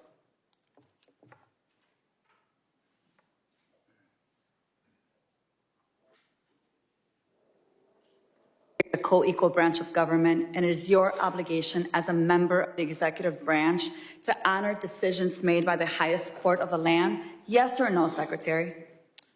We are abiding by all federal judges' orders. Absolutely. The Justice Department said that when the administration was ordered back in March to stop sending detained migrants to a mega prison in El Salvador, you personally made the final call to continue the flights anyway. Is that correct? And the decisions that are made on deportations, where flights go and when they go, are my decision at the Department of Homeland Security. And we'll continue to do the right thing, continue to work and protect Americans, no matter what radical judge comes out and tries to stop us. We'll do. You lied on the record, and you lied to members of this committee. You violated court orders by not turning around deportation flights bound for El Salvador, where we know that hundreds of people under your leadership have reported that they were raped, they were beaten, and they nearly died. And your agents used chemical weapons in Chicago despite court orders from District Court Judge Ellis forbidding their use. Secretary Noem, you, Gregory Bovino, and your ICBP and DHS deputized agents have waged an unaccountable, unlawful, unconstitutional war against communities across the nation. Our residents have been surveilled, they've been threatened, they've been tear gassed, they've been hit with pepper balls, they've been shot, they've been subjected to warrantless arrest and precision and mobilization maneuvers, they've been kidnapped and disappeared under your leadership. So we have a lot to talk about, but you and your department continue to reject congressional oversight. And you know how I know this? I know this because I've requested a meeting with ICE Field Office Director Russell Hutt. I requested a meeting with Field Office Director Samuel Olson. And when you came to Chicago on October 3rd, I publicly and formally requested a meeting with you. So I'm going to be including a letter I sent on October 3rd requesting a meeting with Secretary Noem. So, Secretary Noem, I want to ask you again, will you commit to meet with me, yes or no? Yes, absolutely. Thank you. Thank you. So we have a lot to talk about, and actually my scheduler has a couple dates that I'll get to you after this meeting. I appreciate that. So look, I want to be very clear.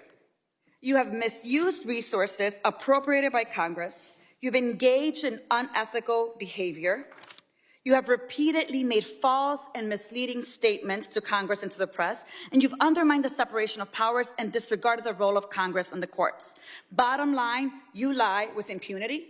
You reject checks and balances, and you ignore Congress and the courts. Your options are limited. Either you're going to resign, Trump's going to fire you, or you will be impeached. I've already called for your resignation. You may remember I hand-delivered my request to you back in May, and I urge you to reconsider resignation because I've taken the first step towards your impeachment, and I've called on the Judiciary Committee to open an investigation into your lawlessness. Mr. Chairman, I know that at the end we'll be entering a number of articles into consent, but since I have a few moments, I ask unanimous consent to enter into the record a letter calling the Judiciary Committee to investigate Secretary Noem's impeachable offenses.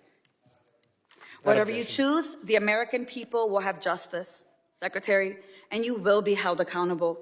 I'm going to make sure of that every single day. With that, Mr. Chair, I yield back. Gentlelady yields back. I now recognize the gentleman from Texas, Mr. Luttrell, for 5 minutes of questions. Thank you, Mr. Chairman, Madam Secretary. It's good to see you, and thank you again for coming to Texas after the Kerrville floods. Your team was amazing. Their interaction with the leadership in our state, up and down the chain of command, was outstanding. Not something I read about. I saw it. So I'm speaking from the truth. So let's talk about worldwide threats, if you don't mind. This may go back and forth to Mr. Glasheen and Mr. Kent. My questions, first and foremost, is the nefarious actors globally, they're kind of everywhere.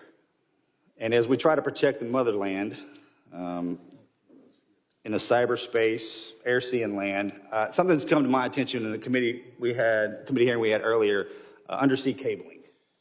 And I don't know if you're a subject matter expert on this. I really wasn't until this hearing.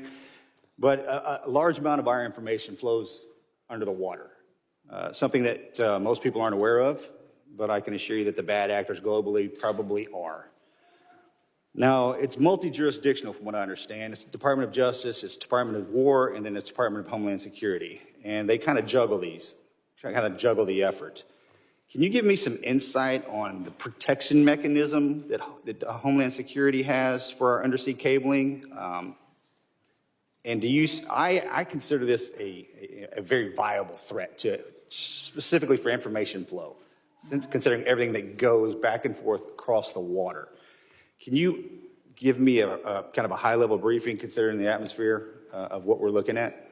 Yes, I can, and I'll try to leave some time for the other individuals too, but the Department of Homeland Security has 23 different components. Several of them have some responsibility for surveillance and monitoring of those cables and the information that flows through them. So CISA is our cybersecurity agency, which looks for bad actors, hunts down those bad actors, and then hardens our systems. So where we see a weakness or a vulnerability, they help us do that with the interactions we have with private companies, their communications, or other countries.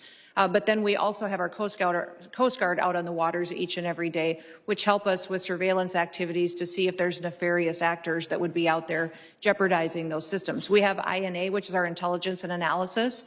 They are the ones that are helping us with our covert operations. They're the ones who are coordinating with our intelligence agencies on what we see as hacking attempts or enemies that would try to endanger those cables or cut them, damage them so that they couldn't be utilized to keep our critical infrastructure going. FEMA is the agency that's responsible for, on our worst day, If we needed something or someone to run the government, if there was an attack in this country, FEMA is the agency that would do that and maintains the resources to making sure that we have an operating government in an emergency disaster situation. I know there's redundancy on the cabling system, and there's from what I understand, there's over 1 million miles of cable underwater.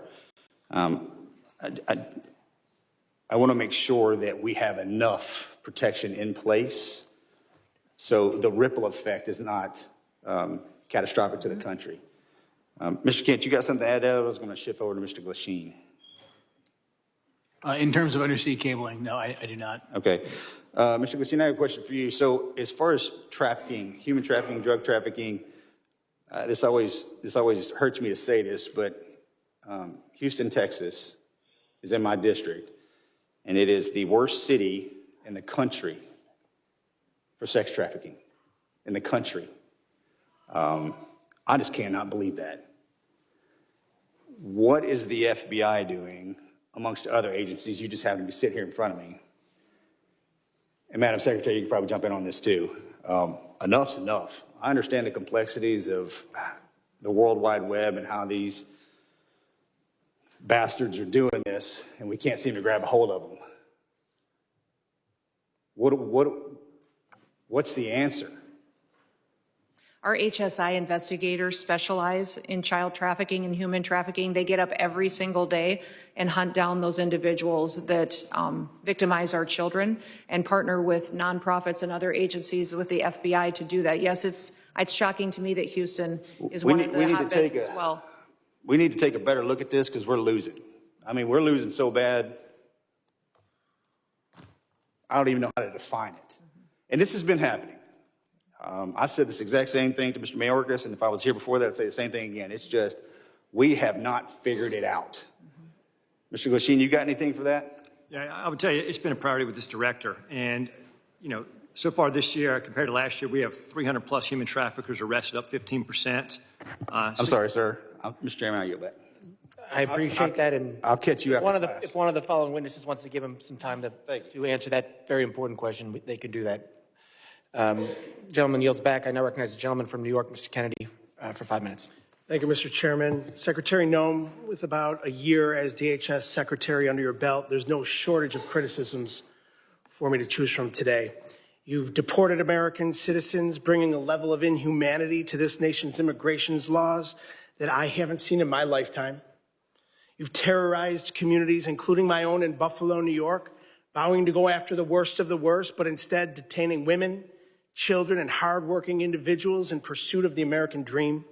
You've botched a response to one of the most devastating floods we've seen, an extreme weather event along the Guadalupe River that took more than 130 innocent lives, including more than 35 children. Central Texas waited days for your agency to respond because of the reckless policies you've implemented. Your FEMA lead was missing in action, completely unreachable, as were FEMA's call lines, with 84% of calls unanswered on July 7th, 3 days after the floods. FEMA personnel, despite your slashing of their ranks, who were ready and willing to help, waited days to spring into action because of your policies. Disasters do not wait for bureaucracy. Your abysmal performance goes beyond your woeful disaster response. You've also taken a sledgehammer to FEMA's recovery, preparedness, and mitigation missions. You canceled more than $4 billion in building resilient infrastructure and communities funds, a program that helps communities reduce their risk of natural disasters. You withheld millions in FEMA funds for emergency alerting infrastructure found to be in violation of the Impound Control Act. You, perhaps most critical to my state of New York, canceled more than 90% of New York State's Homeland Security Program funding, including $134 million in urban area security initiative funds for New York City's greater metropolitan areas.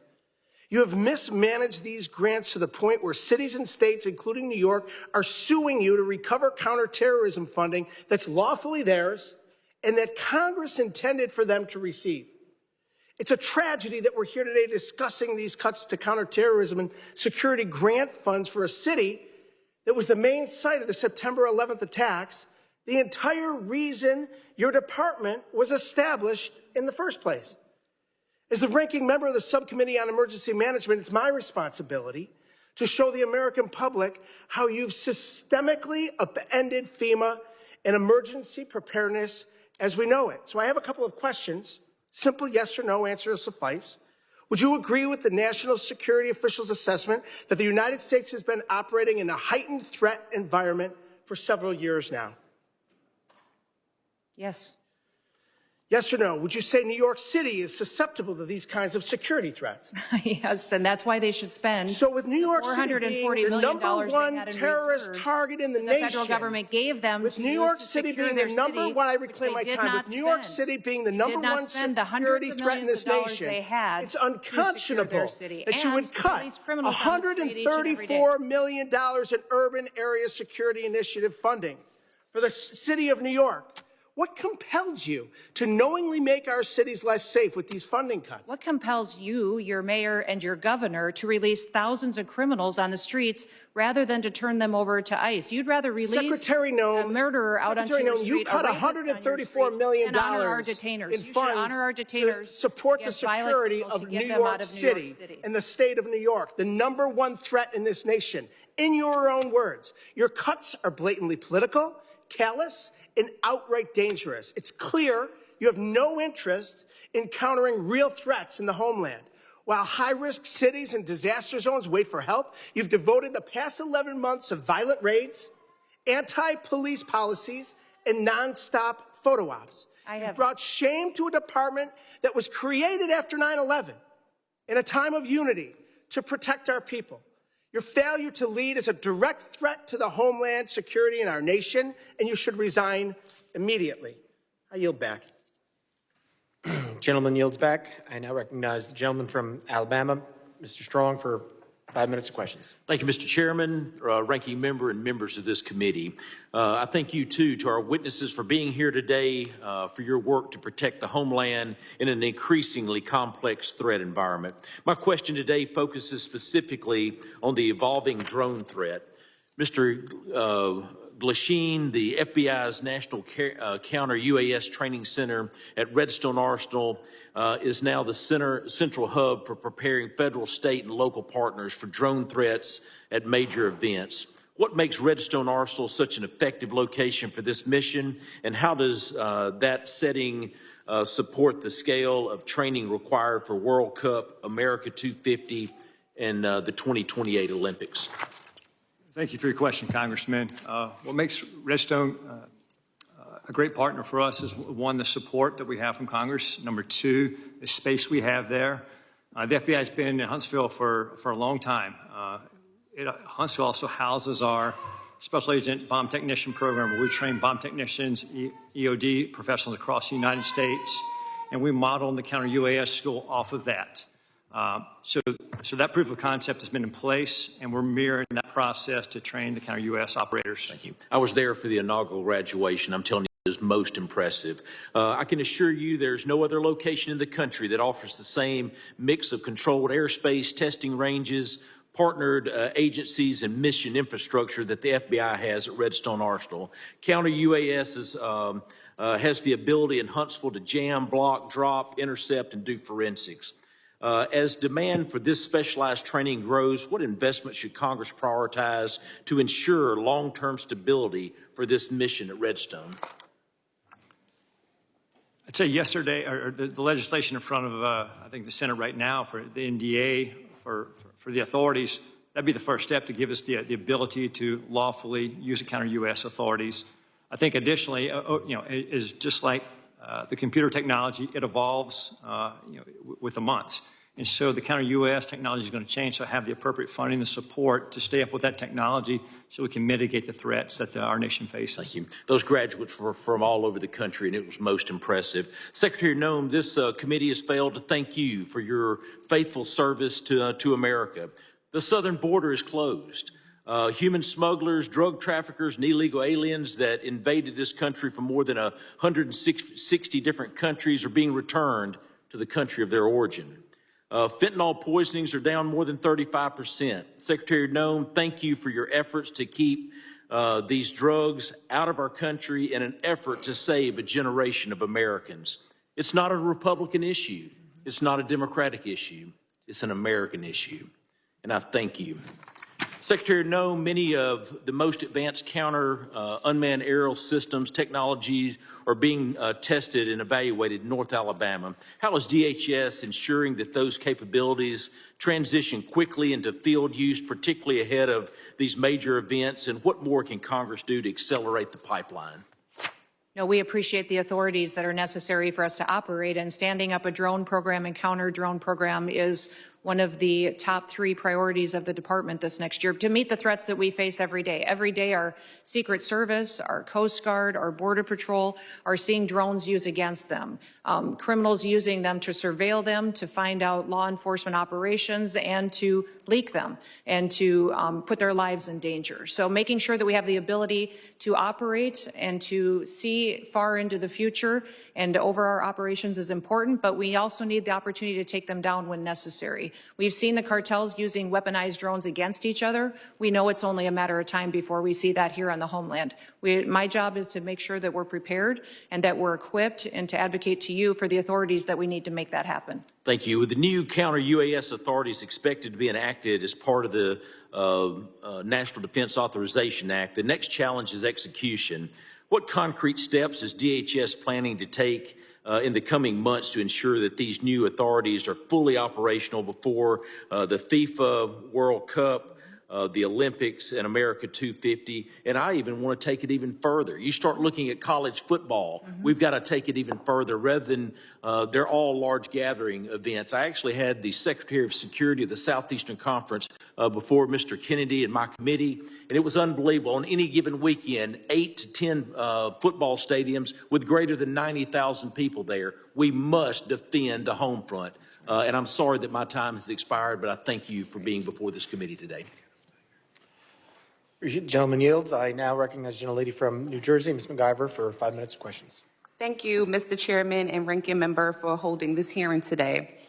The greatest threat to the homeland right now is a Department of Homeland Security that the American people no longer trust, a department actively undermined by its own secretary. This is on you, Secretary Noem. Today's hearing is supposed to be about worldwide threats, but Madam Secretary, under your watch, the threat is coming from inside the building.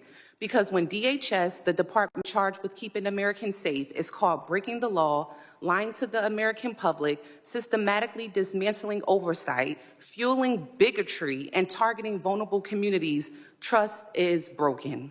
Let's start with the basics. How can we trust your department with you at the helm? The American people deserve an answer, even if you've spent the past year dodging accountability like it's your full-time job. We need to talk about oversight. Oversight is not optional. It is not a courtesy because you feel like it. It is not something you entertain only when it's politically convenient to you. Yet, time and time again, Secretary Noem, you have treated congressional oversight as an inconvenience at best, and at worst, something to be invaded, ignored, or denied altogether. Republicans on this committee may be willing to hand over their constitutional duty in order to kiss this administration's butt cheeks, but I am not. I will never. My district is not, and the American people sure aren't. While Republicans turned this hearing into a praise fest for your failed tenure, communities across America, including mine in New Jersey, are made less safe because DHS under your leadership has become unproductive and malicious. All of the thank you that we keep hearing from across the aisle, there's no thank you from me. And we see the truth that you're trying to hide. The truth is you are deeply unqualified for the post you hold. This is on full display in the way you treat the people in this body, myself included, who have been elected to serve our communities and keep them safe. Representative Grajava, Senator Padilla, myself and others whose character, integrity, and bodies were attacked by your department without evidence and without apology. Far beyond being disrespectful, you have shown a complete disregard for the oversight authority granted to us by law. You have repeatedly shown that you will target whoever you want, whenever you want, without accountability. Members of Congress, members of our communities, and even American citizens, as many of my colleagues have continued to point out today. Secretary Noem, that's not leadership. That's not democracy. And that is not how this works. Again, this is not just about you. Don't want you to think this is just a pick on you day. This is about the Trump administration that has turned DHS into a political weapon. So I'll ask you this. Is Trump embarrassed by your tenure, or is this exactly the kind of god-awful leadership he wants at DHS? Yes or no? Ma'am, we've already conducted more oversight visits. No. It's a yes or no. Yes or no. Okay, Secretary Noem, this is my time to talk, not your time to talk. I reclaim my time. I reclaim my time. I reclaim my time. Chair, I reclaim my time. Secretary Noem, DHS is breaking the law, hiding information from Congress, and shutting out oversight. So let me ask you, how can the American people trust your department with you at the helm with this kind of behavior? The American people absolutely trust this department to keep them safe. And we are showing that every day by the support we get across the country, the amount of people that we're recruiting to all of our different agencies. Thank you, Secretary Noem. Do you agree that using DHS resources to target members of Congress is an abuse of power? Excuse me, would you say that You again? would have heard me if you stopped talking and listened to my questions. Do you agree that using DHS resources to target members of Congress is an abuse of power? We are not doing that. We are out there enforcing the law, doing our work, and we are allowing oversight. Of course, we're not going to get any answers. With that, Mr. Chairman, I yield back. Gentlelady yields back. I now recognize the gentleman from Oklahoma, Mr. McKean, for 5 minutes of questions. It's no wonder that chaos has become the commonplace when rudeness is so on display. Look, it's both sides. We've created a lack of civility in this country, but we're perpetuating in this society what your administration is trying to correct, and that is returning back to the rule of law. What separates us from falling into chaos as a nation where poverty envelops us is when we return to order and a display of respect towards law enforcement, a display of respect to officials. Look, this custom, and you've been a member of Congress, of where we talk over people and we don't give secretaries a chance to respond, the height of self-importance that too many people try to employ in this building, not remembering we're all here as public servants to serve the people. We lift our hearts up far beyond our fellow countrymen. I'll tell you who says thank you. It's those whose families that were the victim of assaults and rapes and murders under the auto pen period the last 4 years. They say thank you. Those who see the madness of lawlessness, a lack of respect to law enforcement, the heightened element of law enforcement sitting in their vehicles and being targeted, say thank you. Those families of law enforcement whose addresses are being put out in public so they can intimidate not only the law enforcement officials, but their families to try to put them into a place of fear, say thank you for common sense returning back into this country. If we do not have a respect of authority, a respect of law enforcement, thank you for allowing arrests to happen when someone spits at law enforcement. Thank you. FEMA, you were assaulted a minute ago verbally over what you're doing with FEMA. I will tell you, as somebody that comes from a state that has more tornadoes, Oklahoma, than probably any other state, thank you for looking at how we can save money through efficiencies. Our state would love the opportunity of what this administration is talking about, of returning power and decision-making back to states. As I've said to you before, of a person who sat on a bulldozer watching the madness of trying to comply with EPA regs that have built their way into FEMA and people's homes destroyed, and as a state lawmaker pushing timber around on a dozer trying to comply and get taking the time off from time of exercise as a lawmaker trying to help people, and I saw the craziness of federal regulations. Thank you for looking and not taking your foot off the gas of trying to put more money back into national security from the waste that has happened through endless regs. All right, now I'm going to get to a question, Secretary. Can I say something about FEMA? Absolutely, you can. Thank you. The only grants that weren't funded, the individual ones that you were talking about, mitigation ahead were ones that were weaponized to fund the Green New Deal and for climate change, and those were redirected to true mitigation efforts. FEMA today is deploying resources 2 times faster on average than in history, which means the dollars are going out twice as fast than they ever have before. And the president, as soon as these disasters are happening, is deploying those resources to Republican and Democrat states. New Mexico, Texas, Alaska, they're all getting dollars immediately, and we're responding immediately to our people. I have to actually leave this hearing early because the FEMA Review Council is giving their report today on suggestions for changes to FEMA. Thank you for not taking your foot off the gas on that. I have to co-chair it, but I will be leaving soon to have to go do that. But those suggestions are Republicans and Democrats coming forward with how FEMA should go forward in the future based on the president's vision for making sure that states get the chance to manage it and that local emergency managers get the chance to go and help their communities in a much more efficient way. Take those monies and let's move them to true national security through waste and inefficiencies. Where we've deployed money for snow movement. We have deployed money previously to move snow that melts. Okay, I want to just throw this open to you and Director Kent, whoever wants to take this. We have to find a balance between making sure the First Amendment is preserved at all costs, but also protecting law enforcement. The social media heightened of a hearing that the chairman held last week. Great hearing. How do we preserve? What ideas can we continue with to where the online enticement threats causing people to want to embolden themselves to then go act upon those threats that we see on social media? They say the magic words. They know it's not going to get them because they don't do a direct threat, but it's an indirect threat. It's all trying to accomplish the same purpose. How do we preserve the First Amendment? This is a lawmaking exercise of why we hold these hearings, not for show. How do we come up with a way to preserve the First Amendment and stop the insanity of these indirect threats that are going after your law enforcement officials? I apologize. The gentleman's time has expired. I know the secretary has to leave, and I would now recognize the gentlelady from Texas, Ms. Johnson, for 5 minutes of questions. I'm just going to take the position that she was scared of my questions. Mr. Chairman, if we could stop the clock and Oh, yes, wait no, till after all absolutely. this. The clerk will suspend. If we could reset the time, Yes. that would be helpful. We'll reset the clock.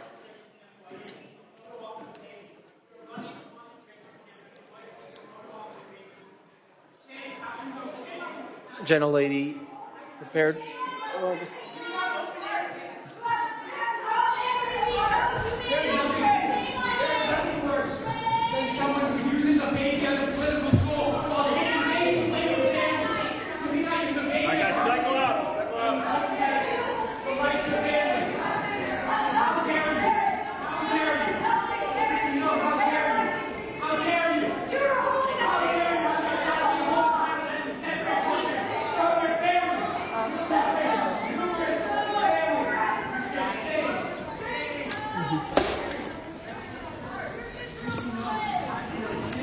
Okay. Thank you. Gentlelady's recognized. Yeah, thank you, Mr. Chairman. You know, I just want to respond to a lot of what Secretary Noem has just testified to. And gentlemen, I have some comments that I hope you'll take back to the Secretary and to the Department. If there's anything that is clear about what is going on in this country, is that the rhetoric and fear that is happening is at an all-time escalated high, and we're all describing different aspects of it. Fear of law enforcement, fear of citizens, fear of people who are legally in this country, because it's the rhetoric that is happening from the very top that is being decimated down level, and that is really, really dangerous. And one of the things that the Secretary said was she is restoring the rule of law. That is absolutely not true, because the rule of law is founded on 2 fundamental principles. That if you are going to be subject to a criminal arrest in this country, that there is probable cause to do so. You can't just snatch somebody walking into a coffee shop because of the color of their skin. There's no probable cause for that. And also, that you will get due process. And that is not happening. And so you're seeing is an overwhelming frustration of the American people in this country, that the lack of respect and regard for the rule of law by this administration, and in particular by this secretary, is at a level that we have never seen and violates all of the constitutional norms and all of the principles of legal fairness in this country. And you're seeing that manifest itself in threats to law enforcement and bubbling over because people are frustrated. And they are channeling that frustration because the administration is not listening and is only doubling down on the rhetoric. You know, this notion that I think my colleagues highlighted that we're only going to pursue serious threats. It's just not true. I visited an ICE facility outside of Dallas, and over 70% of them were classified as the lowest threat level, as never having a criminal record at all. But yet they were there because of the color of their skin. There was not a probable cause. They're not a threat to this country. They have no criminal history at all. I fully support, as does everyone on this committee, Homeland Security focusing on threats to our national security. We want cybersecurity. We want terroristic threats from abroad to be stopped. Absolutely. None of us want a recreation of 9/11, but we also do not want, under any level, the trampling of our constitutional rights and the legal system of due process. I have a poster here to highlight 3 American citizens that were arrested by ICE who had done nothing wrong. They presented themselves as American citizens, but yet were still trampled, assault. One had broken ribs, a brain injury, an older gentleman by being knocked down to the ground after he said, "I'm an American citizen." But yet they did not stop. And that is a huge problem. When somebody says, "I'm an American citizen," to ICE, and ICE does not stop and continues to assault them and physically berate them and then hold them for days and days on end without a due process hearing, that is a problem. And it is not stopping. We have brought these concerns to the Secretary and to agencies like yourself in these hearings time and time again through multiple letters. We've all written letters that have gone unresponded because this cannot happen in our country. And the reality of it is, in any law enforcement situation, and what we have happening out into the public, is there are ICE agents and there are Border Patrol agents that are doing their great job. They're doing what they're supposed to do. But they're also bad actors. There are people who are exceeding their authority. The power's gone to their head. The intimidation is outrageous. And there's no effort to rein them in by the FBI. There's no effort to rein them in by the Homeland Security. There's no effort to overcorrect. Just like one of my colleagues highlighted, the reinstatement of one that was inappropriate. And these efforts are breaking down the trust of the American people. I hope you take these concerns back because they need to be addressed if we're going to address the violence in this country. I yield back. Gentlelady yields back. I now recognize the gentleman from Arizona, Mr. Creighton. Thank you, Mr. Chairman, for holding this committee hearing today. Thank you for the witnesses. Director Kent, you talked about what keeps you up at night. I believe you said, we don't know who came into the country in the last 4 years. And we've cited several times in this hearing that about 15 to 20 million people came into this country under the last administration. And something that you said actually shocked me. You said that 18,000 known and suspected terrorists entered into the country during the Biden administration. Is that correct? That's correct. That's deeply concerning, but I'm really not surprised. Many of us in this committee said that's exactly what was going to happen. I didn't know that those numbers would be as high as they are. One of the other things that really concerns me about what's going on in this country is we continue to let people into this country that do not want to assimilate to our culture and want to harm Americans. I want to go ahead and play a video.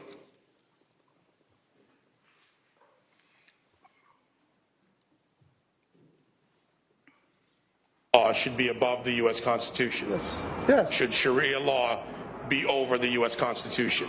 Yes. U.S. Constitution, which is made by people, and the Sharia law is made by Allah. So that is all the way above. That has to be definitely in the land, not for the America, for the whole world would be above.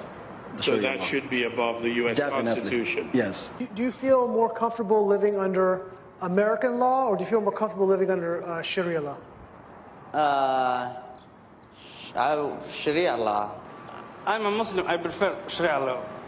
Sharia law, yes. You prefer Sharia law over American law? Of course, yeah. They always can come with the same accusations. This speaker supports death penalty for homosexuals. This speaker supports death penalty for this crime or that he is homophobic.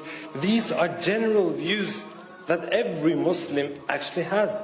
Every Muslim believes in these things. If the law of the land is Islamic, we will respect the law of the land. What if it's not Islamic? If it's not Islamic, then the law of the land and those who make it can go to hell, quite honestly, because Allah said in the Quran, in chapter 33, verse 1, He said, O Prophet, fear Allah and do not obey the disbelievers and the hypocrites. You know why they're worried about the border? Watch this clip here that Vinny just sent with Al-Qaeda. I call upon every Muslim in the infidel, criminal, and arrogant United States. It does not matter if they're Arab, American, or other descent. I'm saying to all of them, revenge, revenge. Do not consult anyone about killing infidel Americans. You should have a lot of determination, and a list of your targets should be effective. Director Kent, what do you think when you see a video like that? I think we didn't have control of our borders, and we don't know who's come into our country. However, we have had around 2.7 million individuals from Muslim countries and Muslim regions who came in under the Biden administration, who went through minimal to no vetting whatsoever, who probably share values like the folks that you saw on the screen. Director Kent, are you aware that when we invite people into this country and they become citizens, they swear an oath to defend and support the Constitution and the laws of the United States of America and against all enemies, foreign and domestic? Yes. What do you believe the long-term consequences will be if the United States continues admitting individuals who either openly reject assimilation into American civic culture or who falsely swear an oath to uphold the Constitution despite having no intention of honoring it? We simply won't have a country anymore as we know it. I think we can look to Europe and to the UK to see exactly where this leads. I agree 100%. Director Kent, are you aware of some of the differences between U.S. Constitution and common law interpretations of the Sharia law? I am broadly, yeah. What are the differences in your opinion, and I know you're not a doctorate on this subject, but between the First Amendment, which guarantees freedom of speech and the press, including the right to criticize religions, religious texts, and public figures without government punishment? Yeah, the freedom of speech, I think, is huge because you don't have that under Sharia law, and you also don't have the assumption of innocence under Sharia law as we do. Many interpretations of Sharia, blasphemy, criticism of the Quran or the Prophet Muhammad can be a serious offense, sometimes punishable by death. And there are many others that I don't have time to get to, but I wanted to bring that up today so that Americans understand the differences and why we need to be very careful about who we let into this country. I thank you guys for the work you do. I thank you for those underneath you working so hard to keep the American citizens and people safe. Thank you, Mr. Chairman. I yield back. Gentleman yields back, and I remind if you don't get to questions that you want to ask, you can submit them for the record. So we can do that at the end. I now recognize the gentleman from Puerto Rico, Mr. Hernandez, for 5 minutes of questions. I have some matters of interest regarding immigration and FEMA, but before that, Mr. Kent, does the Bible say anything about freedom of speech? Not a biblical scholar. I don't think it does, and I'm concerned about singling out Muslims and specific religions to talk about how their religious dogma conflicts with our laws and constitutions. I lament that Ms. Noem has had to leave early today, but I wanted to talk about the atrocities that the DHS's immigration enforcement and the pain it is causing in places like my home district of Puerto Rico.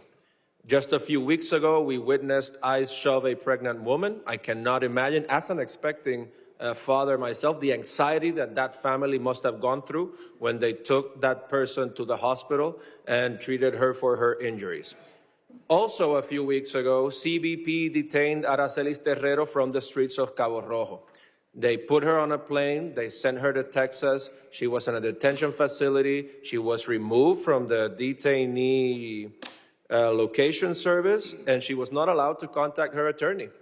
Ms. Terrero was a domestic violence victim who was in Puerto Rico with a legal work permit. And I wanted to ask Ms. Noem if DHS policies allow CBP agents to detain persons who are legally in the United States. I wanted to ask Ms. Noem the legal authority behind the detention of Aracelis Terrero. I wanted to ask Ms. Noem why she was removed from the detainee location system. I wanted to ask Ms. Noem why Aracelis Terrero was not allowed to contact her attorney. Unfortunately, I predict that she would not have given us adequate answers based on the answers that she has provided to my colleagues here today. Now, I also wanted to raise a concern with Ms. Noem regarding TSA agents. In Puerto Rico, I witnessed how many TSA agents worked arduously without pay during the government shutdown, and how her announcement that they would get $10,000 as a bonus for working without pay during the pandemic actually created the opposite effect of boosting morale, because it was so selective that it excluded, apparently, most workers. And finally, I wanted to raise the concerns of red and blue mayors from Puerto Rico. I emphasize red and blue mayors, Republican and Democratic mayors, regarding her recent secret policy regarding transactions or grants for FEMA money that exceed $100,000. So to their surprise, they found out that grants and funding assignments exceeding $100,000 would now need to be approved by Secretary Noem. But there was no transparency regarding that rule. And we have no information regarding the application and the enforcement of that rule.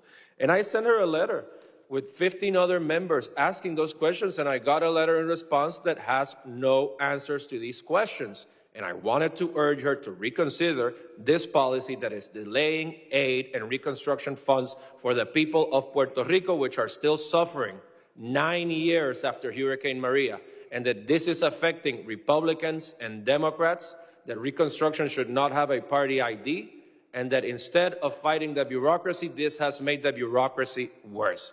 But unfortunately, Secretary Noem left early, and we are left expecting these answers. Thank you, and with that, I yield back. The gentleman yields back. I now recognize the gentleman from Tennessee, Mr. Ogles, for 5 minutes of questions. Thank you, Mr. Chairman, and thank you to the witnesses. Let's be clear. The United States of America is safer today because of President Trump. The United States of America is the dominant predator across all landscapes because of President Trump. We have restored our status as the global leader because of President Trump. Hard stop. Now, when we look at the topic of the hearings, the objectives, there were 6 bullet points. I'm going to hit the highlights, examine the full scope of evolving threats facing the United States of America, particularly on readiness at the federal, local, and state level. Highlight the significant, number 2, the significant national security gains achieved by President Donald Trump. 3, review the Trump administration's efforts to reverse the damage caused by the Biden border crisis. 4, analyze the scale and scope of cyber threats, which is my area as the chairman of the cyber subcommittee. 5, discuss the evolving terrorism landscape, including FTOs, HVEs, and DVEs. And 6, evaluate emerging unconventional threats. Unfortunately, my colleagues must not have read the memo, because that's not what they've talked about. They want to talk about ICE and immigration. So let's talk about that. You know, in 1965, we passed the Hart-Celler Act. Since that time, we've seen chain migration on a scale that, quite frankly, I'm not sure even the progressive liberal authors of that bill could have possibly imagined. In that amount of time, we've seen 60 million migrants come into this country, most of which, 90%, from third world countries. There are roughly 300,000 Afghans in America, 200,000 of which came under Biden. Approximately 45% of Afghans are on U.S. food stamps. Afghans under the Biden administration have an unemployment rate double that of Americans. 68% of Afghans are on Medicaid. Let's go overseas. And so if that sounds like political rhetoric, let's look at the facts. Paris, 48% of crimes committed by foreigners, most of which were Muslim. Overall crime has surged since the Islamic migrant influx. That is from the French Interior Ministry. London, 40% of sex crimes are committed by foreigners, most of which are Muslims. That's the Metropolitan Police Department. Rome, 83% of 2024 street robberies by non-EU citizens, almost all of which were Muslim. Sexual assaults, 69% Muslim, Italian police reports. Minneapolis, here in the homeland. Violent crime in Cedar Riverside, a Somali hub, rose 56%. 2010 to 2018. Dearborn, Michigan, crime 105% above the national average. Hamtramck, outside of Detroit, 92% of assaults by Muslim immigrants. Drug arrests, 85% Muslim immigrants. Now let's go to Nashville, Tennessee, where a Somali man, a migrant who came in 2015, raped to death a woman on the steps of a church. I've had enough. I've said it once, and I'll say it again. Deport them all. This is our country. We get to decide who comes in, and we get to decide who has to leave. And I say, deport them all. 90% that have come into this country are from third world countries, most of which are sucking resources from American citizens, burdening our cities. They do not belong here. Mr. Kent, I'm chairman of the Cyber Subcommittee. Let's go into the scope and scale of the cyber threats posed by the CCP. I give you the floor, sir. CCP is probably one of the more aggressive actors in the cyberspace right now. NCTC is mostly focused on the terrorism realm and how terrorist actors are using the proliferation of encrypted devices and just the internet to spread propaganda. That's probably our biggest purview in terms of cyber. Mr. Glasheen. Chairman, I would say that the Chinese government, the CCP, is our greatest cyber threat. It is a full-time job. And the resources they throw at this is unbelievable. It's a major concern. You know, I want to thank the witnesses for being here. And I want to thank President Trump. You know, as I sit in the SCIF and I'm reading the briefings from the CIA and the FBI on the daily attacks to our country and to our infrastructure, I appreciate the president and I appreciate you gentlemen and your service to this country in keeping Americans safe. They have no idea what you do every single day. God bless you and God bless America. Mr. Chairman, I yield back. Gentleman yields back. I now recognize the gentlelady from New Jersey, Ms. Poe, for 5 minutes of questions. Thank you, Mr. Chairman, and to our ranking member. Yes, indeed, we've spoken a great deal and learned many things here today, some of which are still going unanswered, many questions that all of us still have. And there are a vast number of threats that endanger our homeland. From increasingly sophisticated state-sponsored terrorist networks to evolving technologies, our law enforcement agencies are engaging criminals on multiple fronts and facing significant demands every single day. Next year, there will be an increasingly heightened threat environment in my district in northern New Jersey as we host the World Cup. Federal counterterrorism grant funding is absolutely critical in keeping our communities safe against the evolving threat environment. This is why I have been so deeply disturbed by the decision of Secretary Noem to freeze, delay, and cut billions of dollars in federal counterterrorism grant funds. In February, her department, DHS, froze billions of dollars in counterterrorism grants that had already been awarded to states and cities. This decision left state and local public safety organizations unable to access critical funding. DHS then ignored legal deadlines for releasing this year's installment of the $1.5 billion for these counterterrorism programs.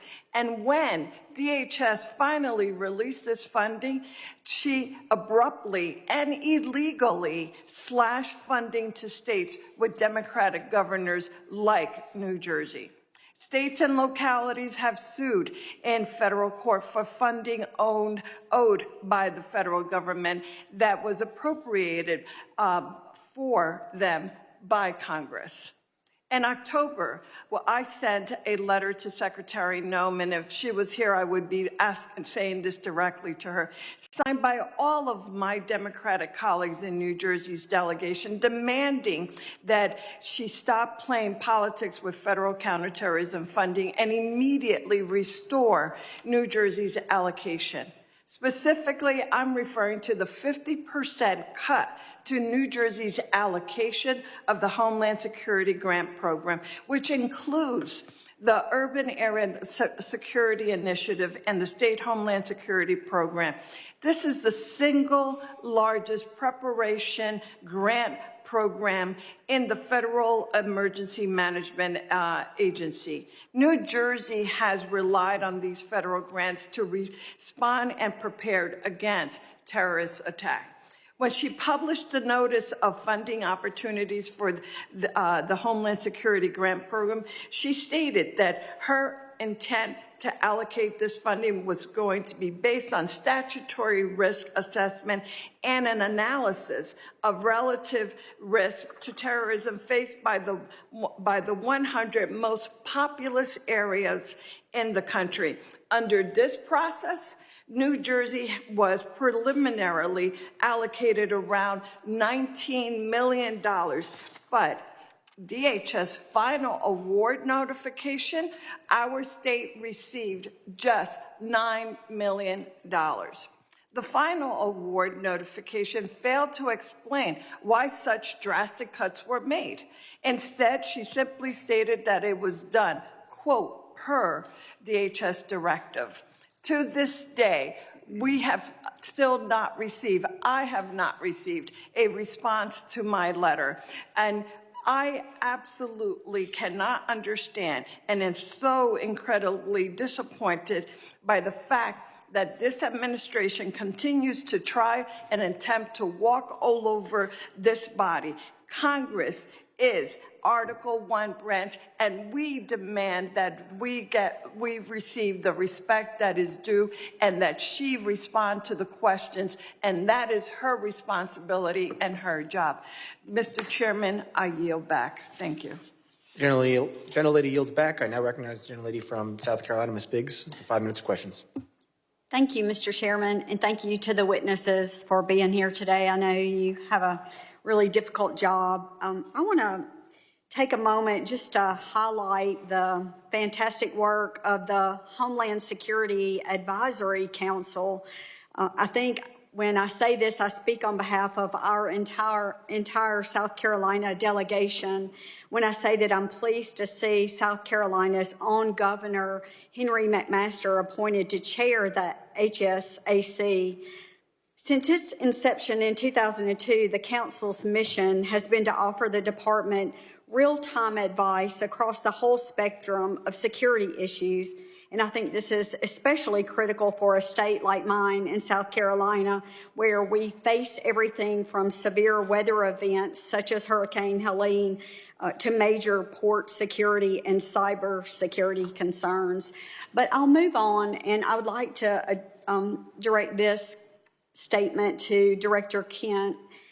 China is and has been for quite some time the primary great power competitor to the U.S. I think some of my colleagues have already established that today.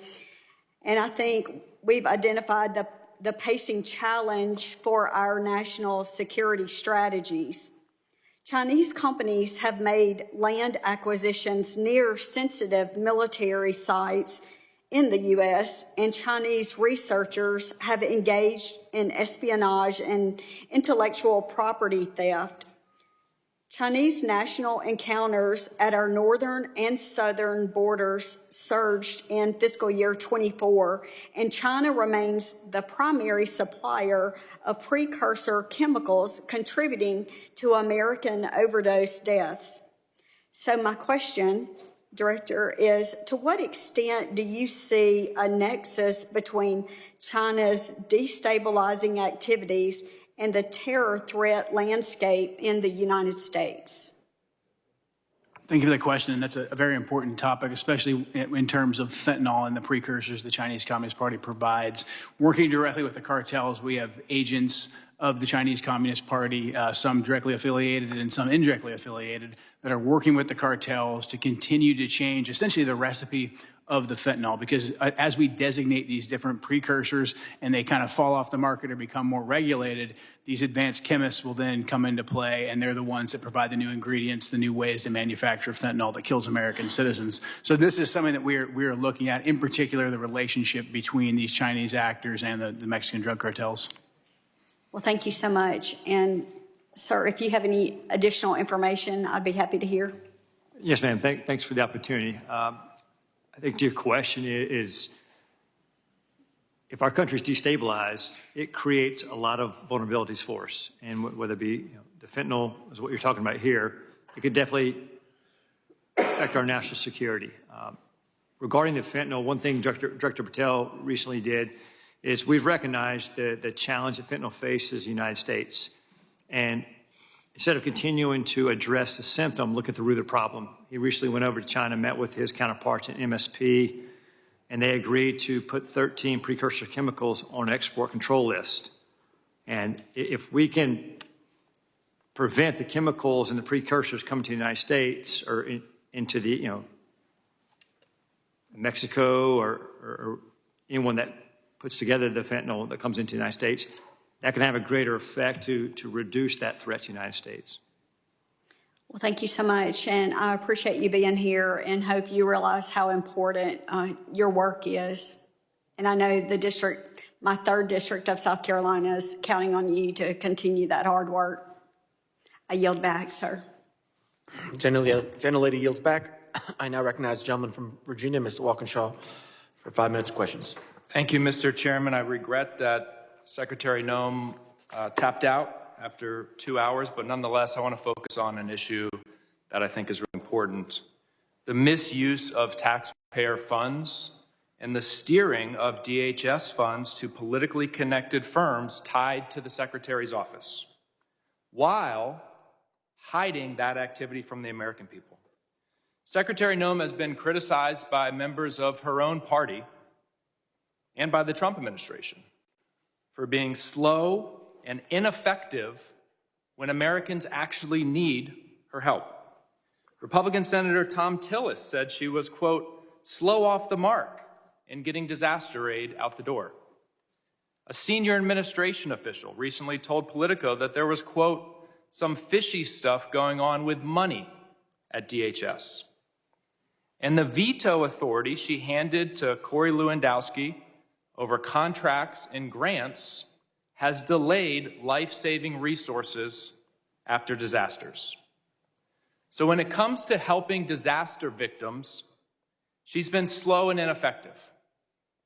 But when it came to spending money on her own image and then funneling that money to her friends and her political allies, she moved with remarkable speed. According to reporting by ProPublica, DHS obligated $220 million for an advertising campaign featuring her in staged, phony border imagery and featuring pictures of President Trump's private properties. That money, that taxpayer money, was routed through a newly created and secretive Delaware shell company. It was then secretly funneled from that shell company to a firm with direct political and personal ties to her office and her political operation. That firm is called the Strategy Group. This situation has all of the elements of political corruption. First, she invoked emergency authority to bypass competitive bidding. Second, she concealed the true destination of the money by routing it through a shell company, a red flag in any corruption investigation. Third, the firm that actually did the work, that filmed her attempting to herd cattle, has documented political and personal ties to the secretary and her senior leadership. Fourth, her directive requiring personal approval of all contracts over $100,000 concentrated power in the hands of the very people tied to the firm that secretly received the work, her and Mr. Lewandowski. At the exact time this contract was executed, DHS was diverting investigators and resources away from child exploitation, away from child trafficking, away from illegal gun smuggling, yet somehow she found nearly $250 million to promote herself, and the money flowed to her political allies. A federal contracting law expert, quoted in ProPublica, summarized it plainly. It's corrupt is the word. That's what I would have liked to ask the secretary about today. I would have asked if she personally approved the money that flowed to her political and personal allies. I would have asked if whether when she was governor of South Dakota in 2023 and the same firm got $8.5 million of taxpayer money, whether she steered the money to them. Because an official in her administration said she did. That's what I would have asked her. But she had to leave early. Mr. Glasheen, are you familiar with the Proud Boys? I'm familiar with the name, yeah, Proud Boys. Okay. Does the FBI still designate the Proud Boys as an extremist organization? They did in 2018 in President Trump's first term. We are in the process right now of changing our categories for domestic terrorists. So they're no longer designated as an extremist organization. The FBI designated them an extremist organization in 2018. Has that changed? I'm not aware that they did that. It's all over the media, sir. It's widely reported. Can you get back to me on that? Sure will. All right, thank you. Gentleman yields back. I now recognize gentleman from North Carolina, who's not for 5 minutes of questions. Thank you, Mr. Chairman. Before I go into my line of questioning, it's worth notice that the previous administration labeled Catholic churches and charities as domestic terrorists, and there was no outrage about that from the other side of the aisle. But regards to today's hearing, threats that currently face the country, we have millions of people in this country right now who will harm the country either with specific intent or by natural effect. There's a refusal to assimilate. There's a disdain for Western values. There's even a disdain for this country. We've seen it recently in the unfortunate but staggering case that we've become aware of in Minnesota. Somalian groups who have come here to defraud the United States to the tune of billions of dollars, submitting fake invoices, at least motivated in part for personal enrichment, and then to fund terrorist groups back home, our adversaries. And one of the points that I find most disgraceful from the other side of the aisle, they would rather talk about Secretary Noem rather than these threats that we are trying to combat. And they also say that this is strictly a race issue. That's a disgusting accusation. From my experience in law enforcement, there were people from all over the world who exploited the open border policies or weak legal immigration policies to come here, whether they were from Eastern Europe, China, Russia, the Middle East, Northern Africa, Pacific Islands, and of course, South America. It's a full world problem that is operating inside of our borders.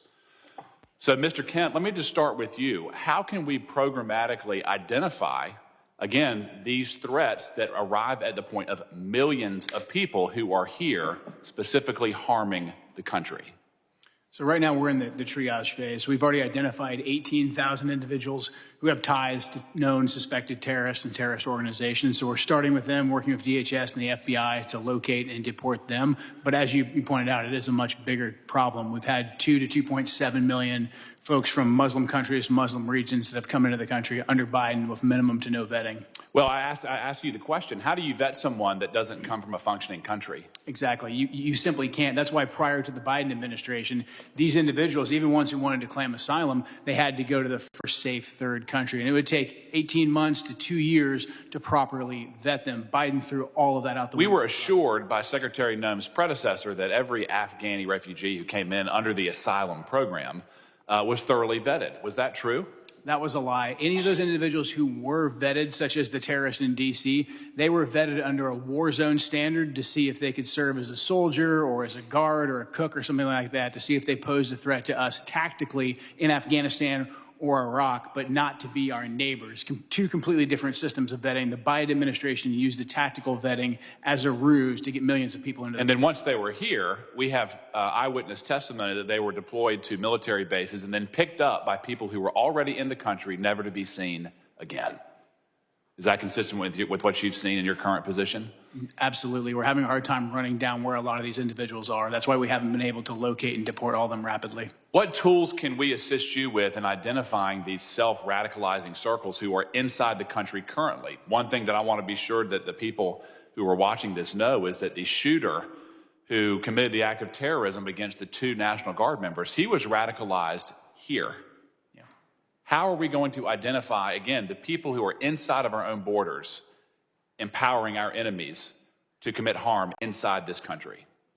Right now, the Trump administration has essentially gone back to letting us enforce laws, letting us enforce immigration standards, and letting us vet people. What I would like to emphasize to this committee and to the American people is that we simply cannot go back and retroactively vet these millions of folks that came in under Joe Biden. We have to locate them, and we have to deport them as soon as we possibly can. Those who want to reapply, they can have the opportunity to reapply. So in terms of what we need, we just need the longitude to do our jobs. We're getting that from the Trump administration, and we appreciate the support of this committee. Yep. Mr. Glasheen, I want to give you a time to answer. In terms of the types of domestic terror that we currently face inside of our own borders, can you briefly describe that with the remaining minute that I have? Yeah, and thanks for the opportunity. I want to make very clear, I know the question came up earlier about designating the problems. FBI doesn't designate domestic terror groups. We don't do that. That wasn't a serious line of questions. We investigate people. Yes. And the common component there is violence. So I want to make that very clear. And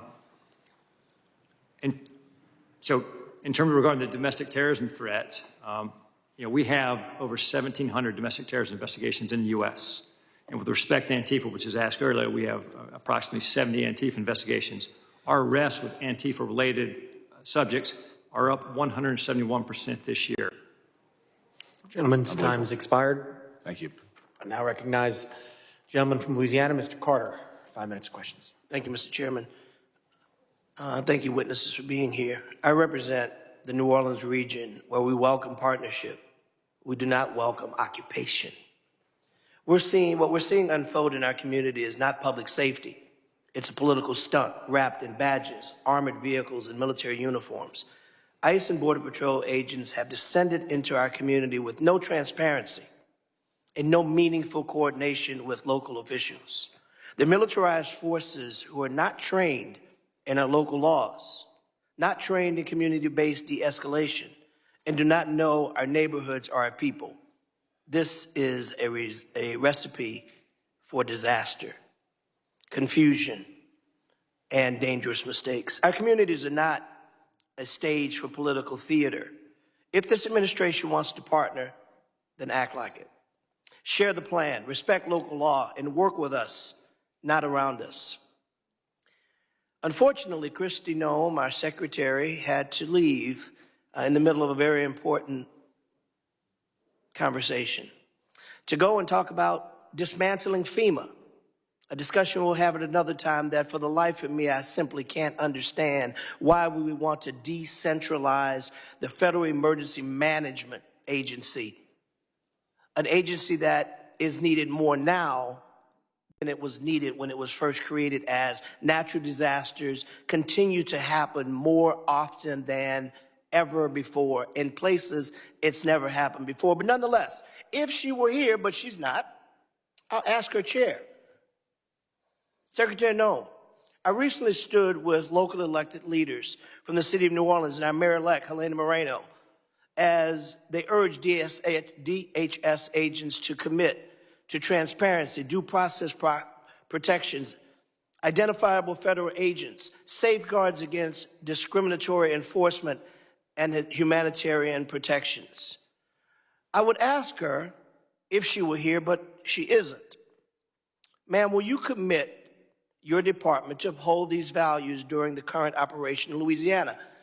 Apparently they aren't doing that, but because I know both of you are capable of answering this question and are in fact civil servants that have demonstrated in your career that you do understand transparency, that you do understand the Constitution. So I'll ask you the question, do you think this request from our mayor-elect in New Orleans is a reasonable one? Is it reasonable to ask that agents commit to transparency, due process protections, identifiable agents, and safeguards against discriminatory enforcements? Yes or no? Do you think that's a reasonable ask? Yes or no? Is that reasonable? Sounds reasonable, yeah. Thank you. Do you think it's reasonable, sir? Sounds reasonable. Thank you. Secretary Noem, the masked officers you sent into the streets of New Orleans are attempting to arrest and abduct and detain anyone that looks like a migrant. I got to ask the question, what does a migrant look like? Do you know what a migrant looks like, sir? Yes. Can you define what a migrant looks like to you? I cannot. Thank you. Can you tell me what you think a migrant looks like?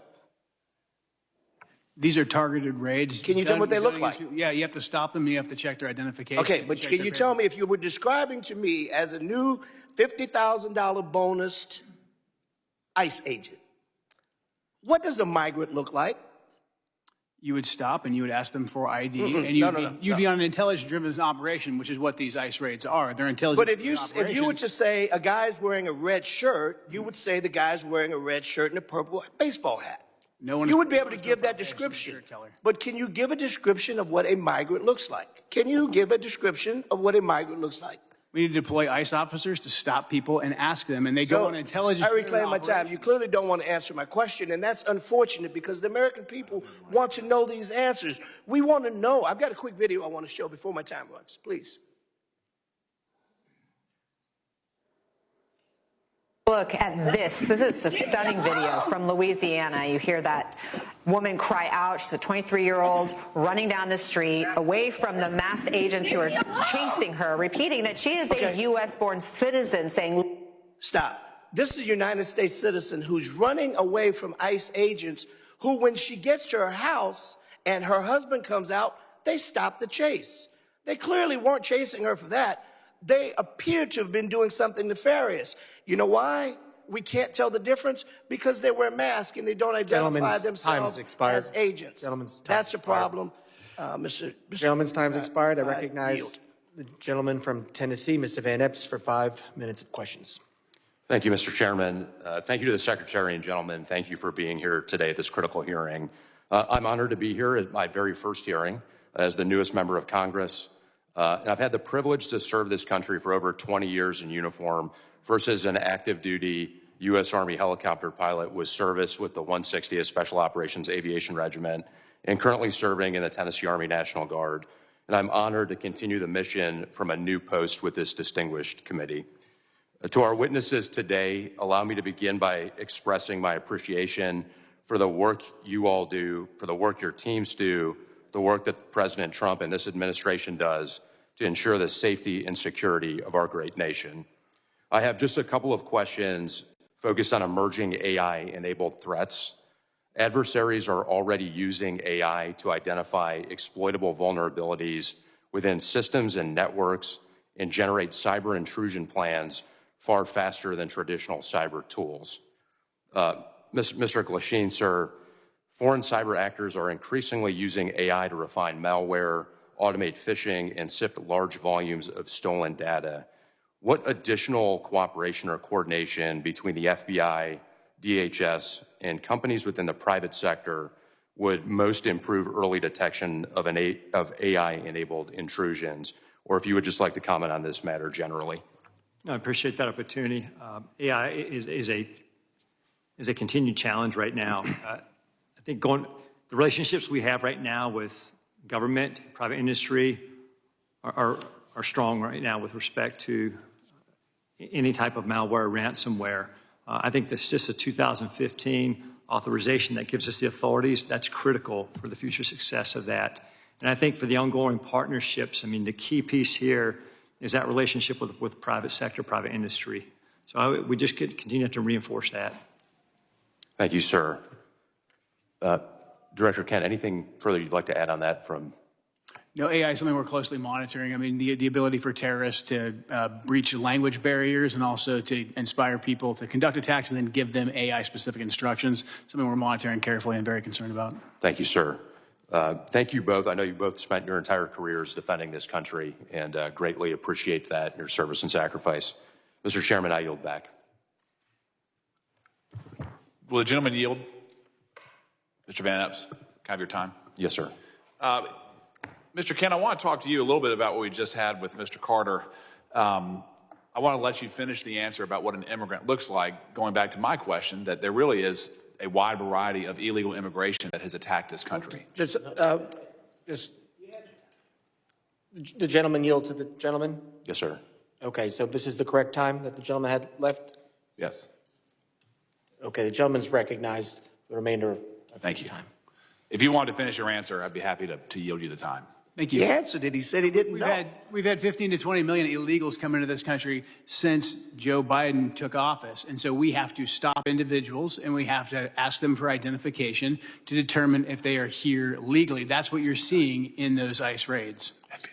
And in regards to the toll that illegal immigration has taken on this country, are you aware, sir, that in the last 25 years, more Americans have died because of drug overdoses than the entire country's military combat history?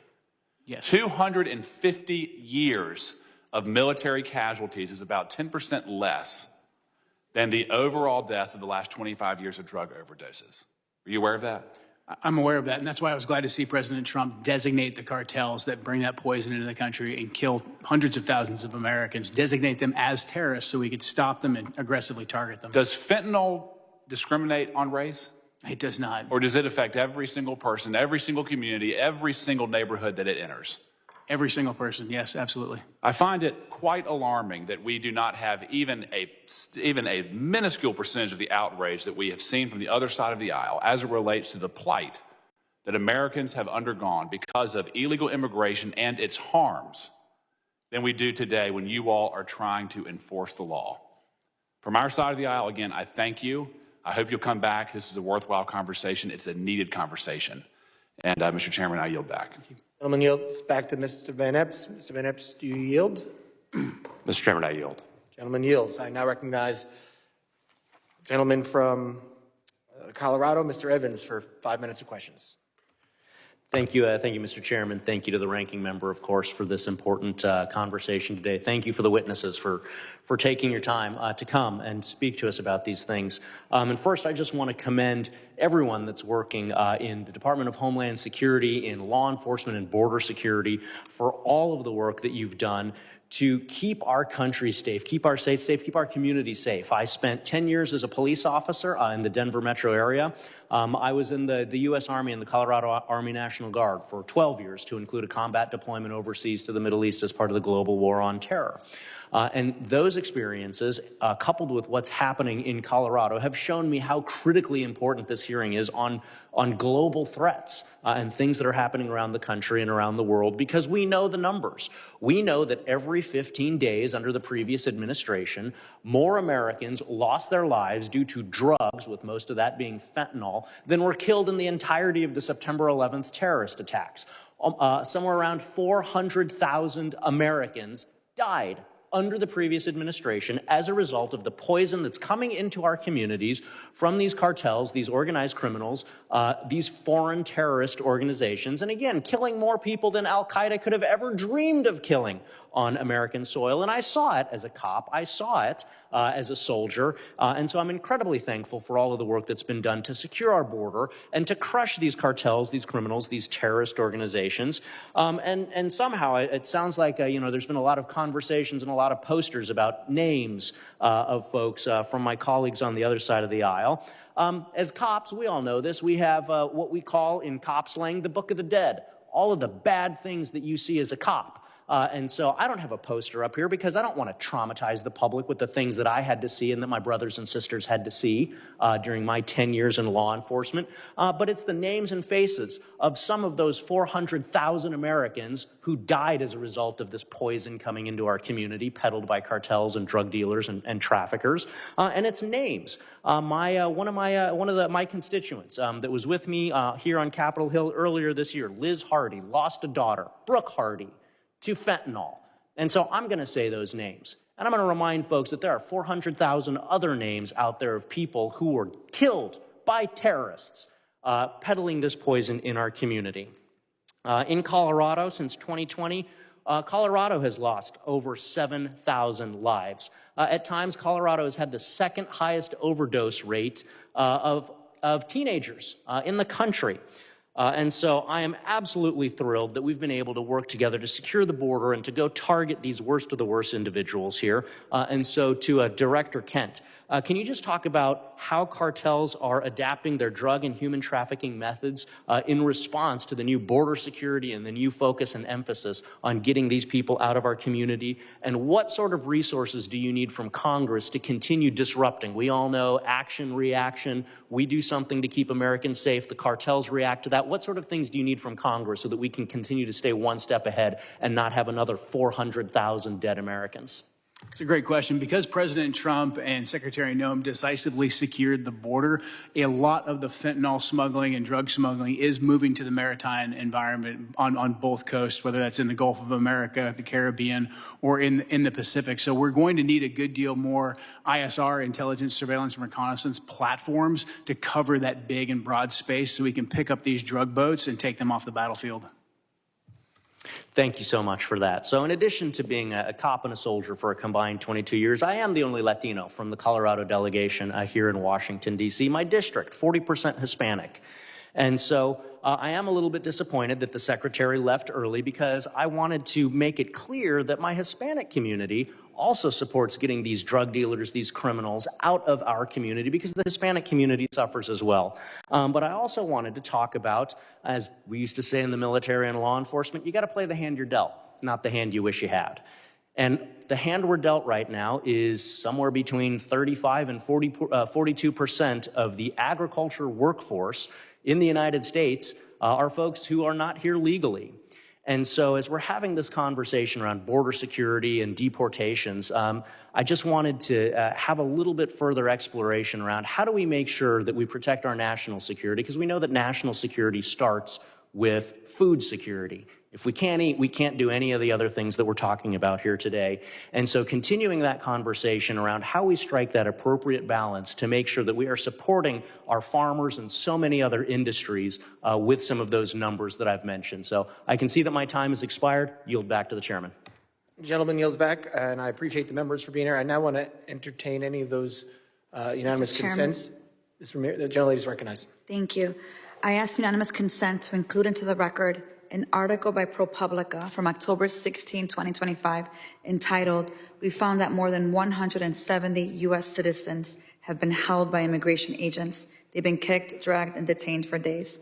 I'd also like to add an article by NBC News from December 7, 2025, entitled, "ICE has arrested nearly 75,000 people with no criminal records, data shows," and the letter that I sent on October 3rd requesting a meeting with Secretary Noem. Without objection. Can I do one more? I'd also ask for unanimous consent to enter into the record an article from USA Today, December 2nd, titled, "Trump Pardons Cocaine Kingpin Who Ruled Honduras." Objection. Thank you. And last one, I'd like unanimous consent to be entered into the record a letter dated today, December 11th, after the conversation with the Secretary, with dates of availability in order to be able to meet with Secretary Noem. Without objection. Thank you. Gentleman yields. Any other Mr. Chairman, I ask unanimous consent to enter record. Gentleman's recognized.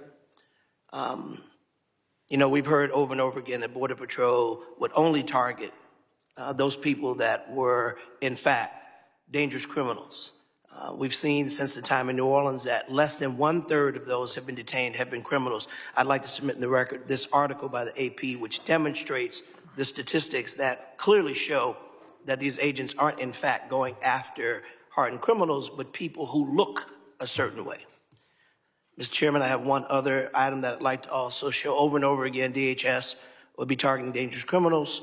And here's a second article that demonstrates, in fact, that the people that they're picking up, many of which are, in fact, U.S. citizens because they look a certain way. The central theme that I'm offering in these unanimous consent articles is you cannot singularly identify a place or person of origin by the way they look.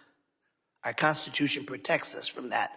This is a gross miscarriage of justice. Without objection. Gentleman yields. Closing. Gentleman is recognized. Thank you, Mr. Chairman. Mr. Chairman, this secretary abandoned her duty to testify at this committee hearing, and refusing to answer our question is unprecedented. No other secretary, even those under threat of impeachment, have just gotten up and walked out of a hearing when nearly half the members haven't even asked questions. On one level, you can't be surprised because she's failed to answer our letters and other requests for information. Secretary Noem did not want to appear at all today. To add insult to injury, I'm told that when she left, she did not leave the building. She went to the anteroom. Furthermore, to ostensibly go to a FEMA council meeting for 1 o'clock. I understand on good information that the FEMA council meeting was canceled. So there was no need for her to go. She was a liar with no respect for congressional oversight. She joined FBI Director Kash Patel in telling the U.S. House Committee on Homeland Security to pound sand by getting up and walking out in the middle of the hearing. We were told that she'd be here until 1 o'clock, but she left significantly early. This is embarrassing display from someone who can't take the heat, is disrespectful to the committee and the Constitution, the separation of powers.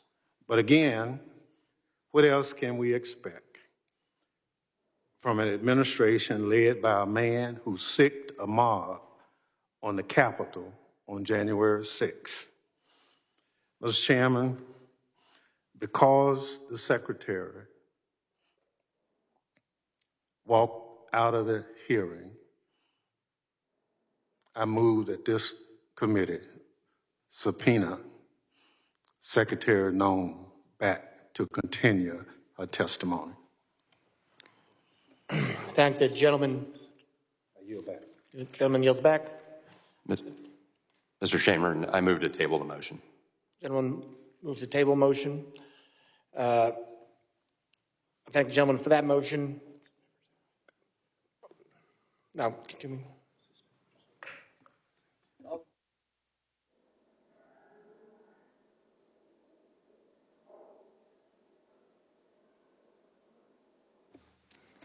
The hearing has ended. We will entertain the motion. I would like to excuse the witnesses and thank them so they don't have to wait around for the vote. First, also thank the Capitol Police for being here today and doing a great job, and thank the witnesses for being here today. The hearing is on worldwide threats. I'm sorry we didn't get to focus a lot on that today. As someone who's from New York and 25th anniversary 9/11 is coming up, I thank you all for the work you're doing to keep us safe and make sure another 9/11 does not happen. The members of the committee may have some additional, okay, we'll do it at the end, all right. The witnesses are excused.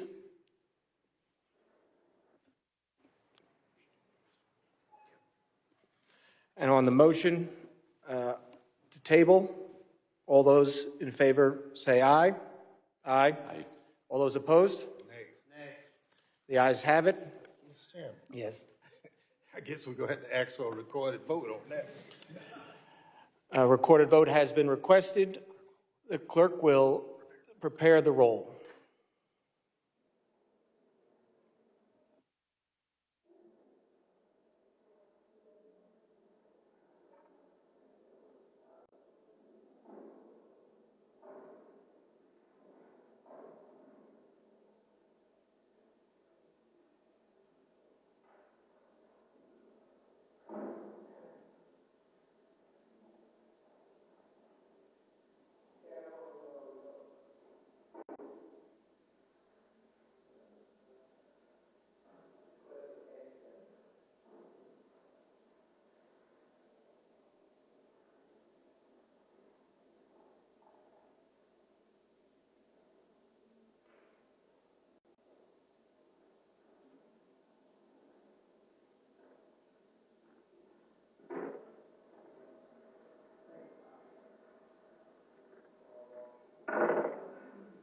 Mr. Chairman, can I just have a point of personal privilege to ask you a question? It's an easy one. It's a statement. It's a point of personal privilege.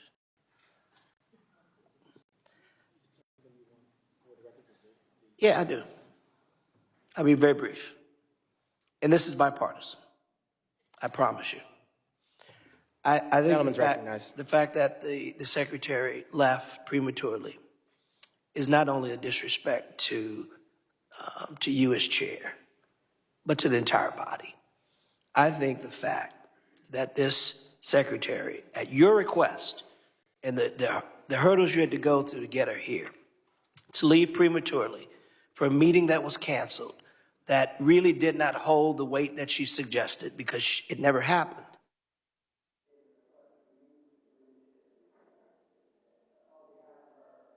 Somebody turned me off. I apologize to you, my friend. You deserve better. Thank you, gentlemen. Yield back.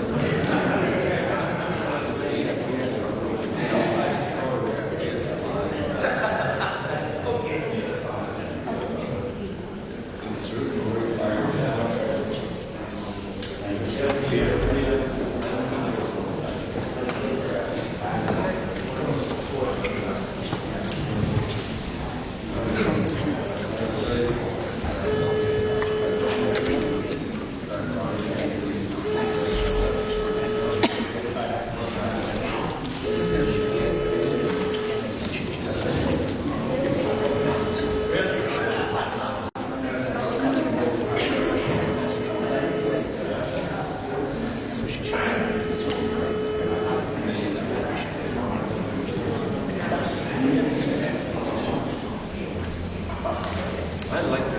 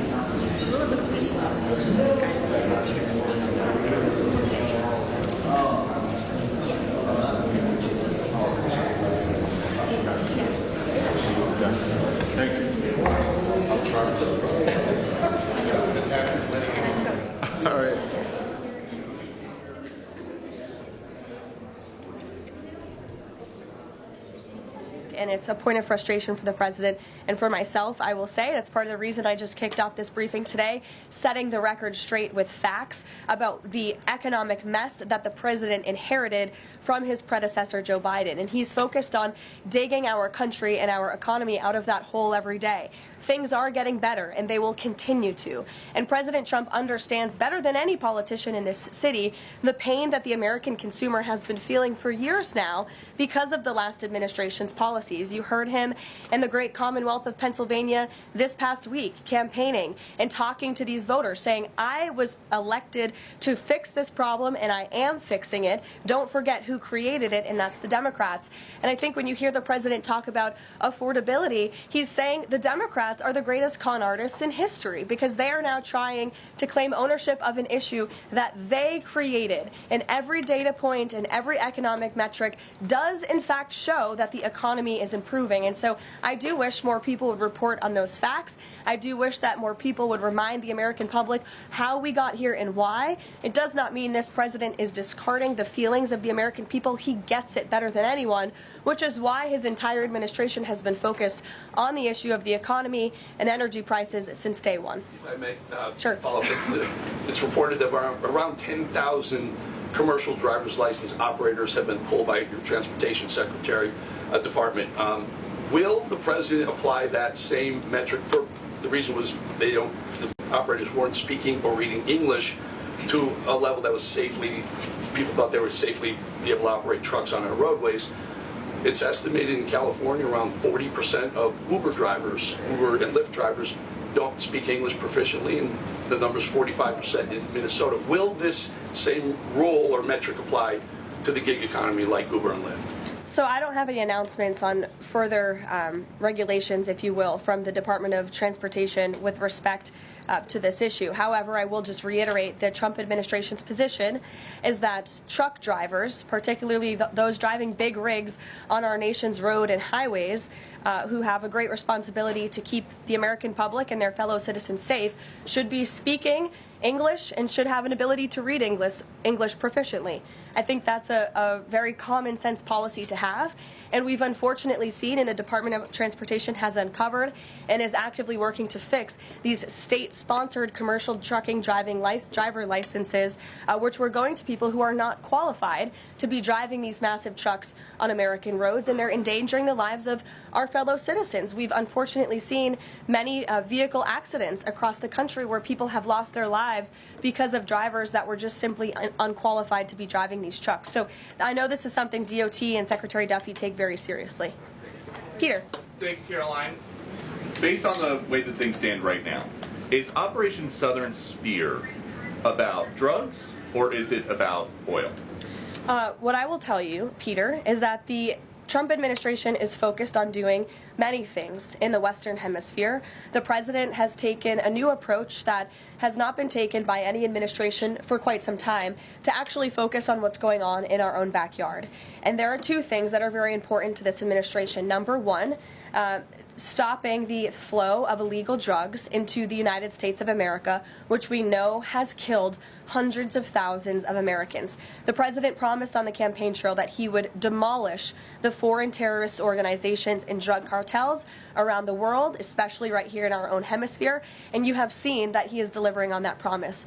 With respect to the oil and what happened yesterday, the Department of Justice requested and was approved for a warrant to seize a vessel because it's a sanctioned shadow vessel known for carrying black market sanctioned oil to the IRGC, which you know is a sanctioned entity. So the president is committed to stopping the illegal flow of drugs into our country. He's also fully committed to effectuating this administration's sanction policy, and that's what you saw and the world saw take place yesterday. And because he said the president is trying to do a lot of things at once, he talks a lot about how he thinks the way to bring down prices for everything would be to bring down the cost of energy. Would he use this seized Venezuelan oil to try to help Americans with affordability here in the United States? Well, what I can tell you right now, the vessel has been seized, as you know, and the Department of Justice did that in conjunction with the Coast Guard and the Department of War. The vessel is currently undergoing a forfeiture process right now. The United States currently has a full investigative team on the ground on the vessel, and individuals on board the vessel are being interviewed and any relevant evidence is being seized. With respect to the oil, that's a different issue. As you know, Peter, the vessel will go to a U.S. port, and the United States does intend to seize the oil. However, there is a legal process for the seizure of oil, and that legal process will be followed. Just my last one on this. If President Trump launches a bigger military campaign in the Caribbean, is he jeopardizing a possible Nobel Peace Prize? Look, the president has proven over the past year that he is more than worthy of the Nobel Peace Prize. I think he's been nominated for it nearly 100 times this past year, which is definitely a record. He's solved, I think, 9 conflicts around the world. We are up to now. He's actively working on the Russia-Ukraine war, which is the big one as we speak, and has been over the past year. With respect to any additional action in Venezuela, I'm definitely not going to get ahead of the president or the United States military. Mary.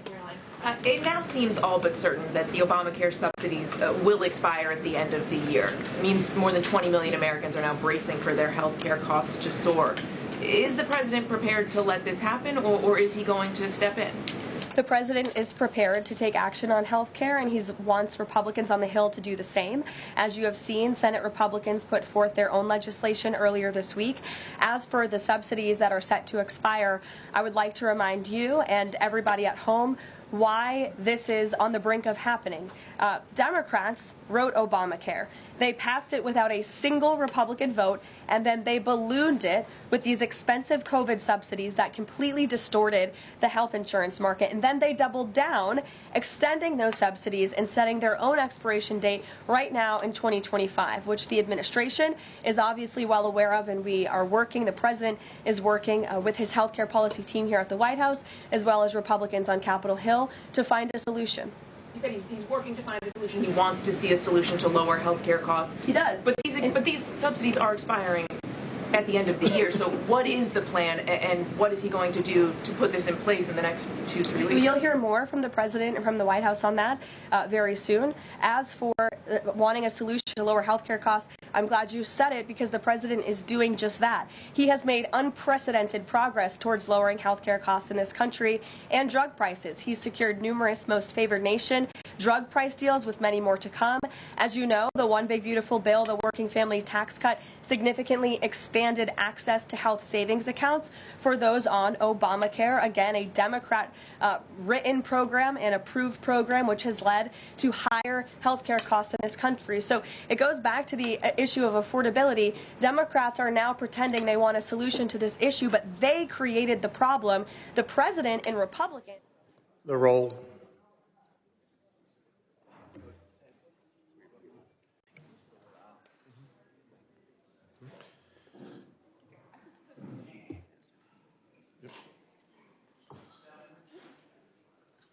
Mr. McCall. Mr. Guest. Mr. Guest votes aye. Mr. Menez. Mr. Pfluger. Mr. Pfluger votes aye. Ms. Green. Mr. Gonzalez. Mr. Gonzalez votes aye. Mr. Luttrell. Mr. Luttrell votes aye. Mr. Strong. Mr. Strong votes aye. Mr. Burkeen. Mr. Burkeen votes aye. Mr. Crane. Mr. Crane votes aye. Mr. Ogles. Mr. Ogles votes aye. Mrs. Biggs. Mrs. Biggs votes aye. Mr. Evans. Mr. McKenzie. Mr. Knott. Mr. Fong. Mr. Van Epps. Mr. Van Epps votes aye. Ranking Member Thompson. Ranking Member Thompson votes no. Mr. Swalwell. Mr. Correa. Mr. Correa votes no. Mr. Tanadar. Mr. Magaziner. Mr. Goldman. Mrs. Ramirez. No. Mrs. Ramirez votes no. Mr. Kennedy. No. Mr. Kennedy votes no. Mrs. McIver. No. Mrs. McIver votes no. Ms. Johnson. Ms. Johnson votes no. Mr. Hernandez. Mr. Hernandez votes no. Ms. Poe. Ms. Poe votes no. Mr. Walkinshaw. Mr. Walkinshaw votes no. Mr. Carter. No. Mr. Carter votes no. Mr. Green of Texas.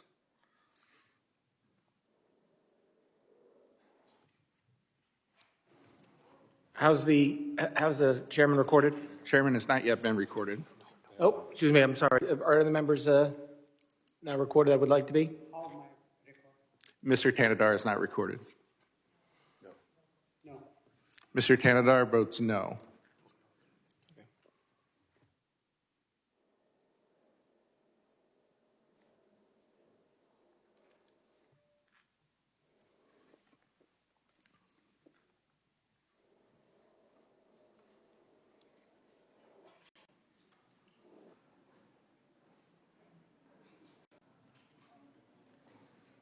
That's what she has so far. 11. Okay. Yeah, good. Mr. Magaziner has not been recorded. Mr. Magaziner votes no.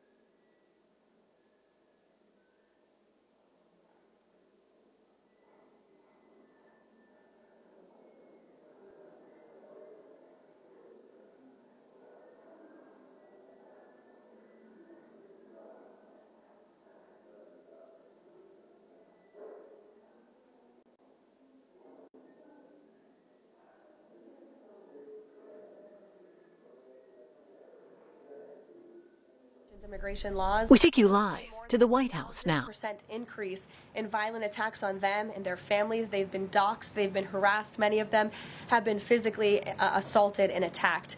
So we condemn that wholeheartedly. I know the administration has done a lot to protect our ICE agents, and the president stands firmly behind them in conducting these enforcement operations. And there's a lot of talk from Democrat politicians in New York, but the Trump administration will continue to do our jobs in every state, and that's to remove illegal aliens and public safety threats from American communities. Sure. Thank you. So, I'll go to the gentleman who's very eager, and then to you. Thank you so much. Obviously, Jasmine Crockett, who the president has openly criticized, just entered Texas' Senate race. I asked Mike Johnson, who said that Texas largely supports the president. Crockett, on the other hand, says that Trump is an example of extremism. She says that her support is a referendum on Trump. I'm curious to get your thoughts on this. And has Trump made any statements since she's announced her candidacy?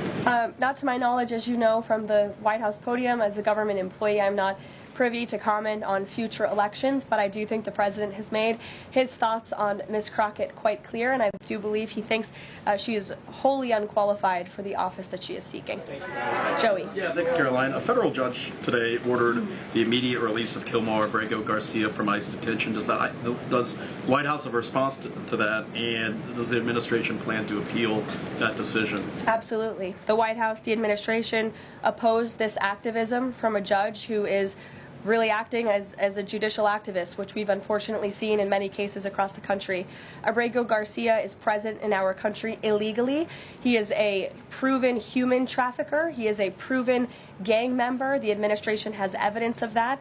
And as you saw from the Department of Homeland Security, they issued a statement saying they'll continue to fight this legal battle in court. Caitlin. Two questions. I have one on Venezuela to follow up, but first on affordability, since we were talking about the economy at the beginning.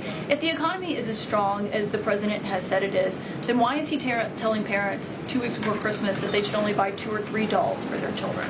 Look, what the president is saying is that if we want products made right here in America, if we want them to be made from American small businesses, which is a large part of the reason the president has effectively implemented tariffs, then we're going to have better quality products right here in the United States. Maybe you'll pay $1 or $2 more, but you will get better quality and you'll be supporting your fellow Americans by buying American. And that's what the president was saying.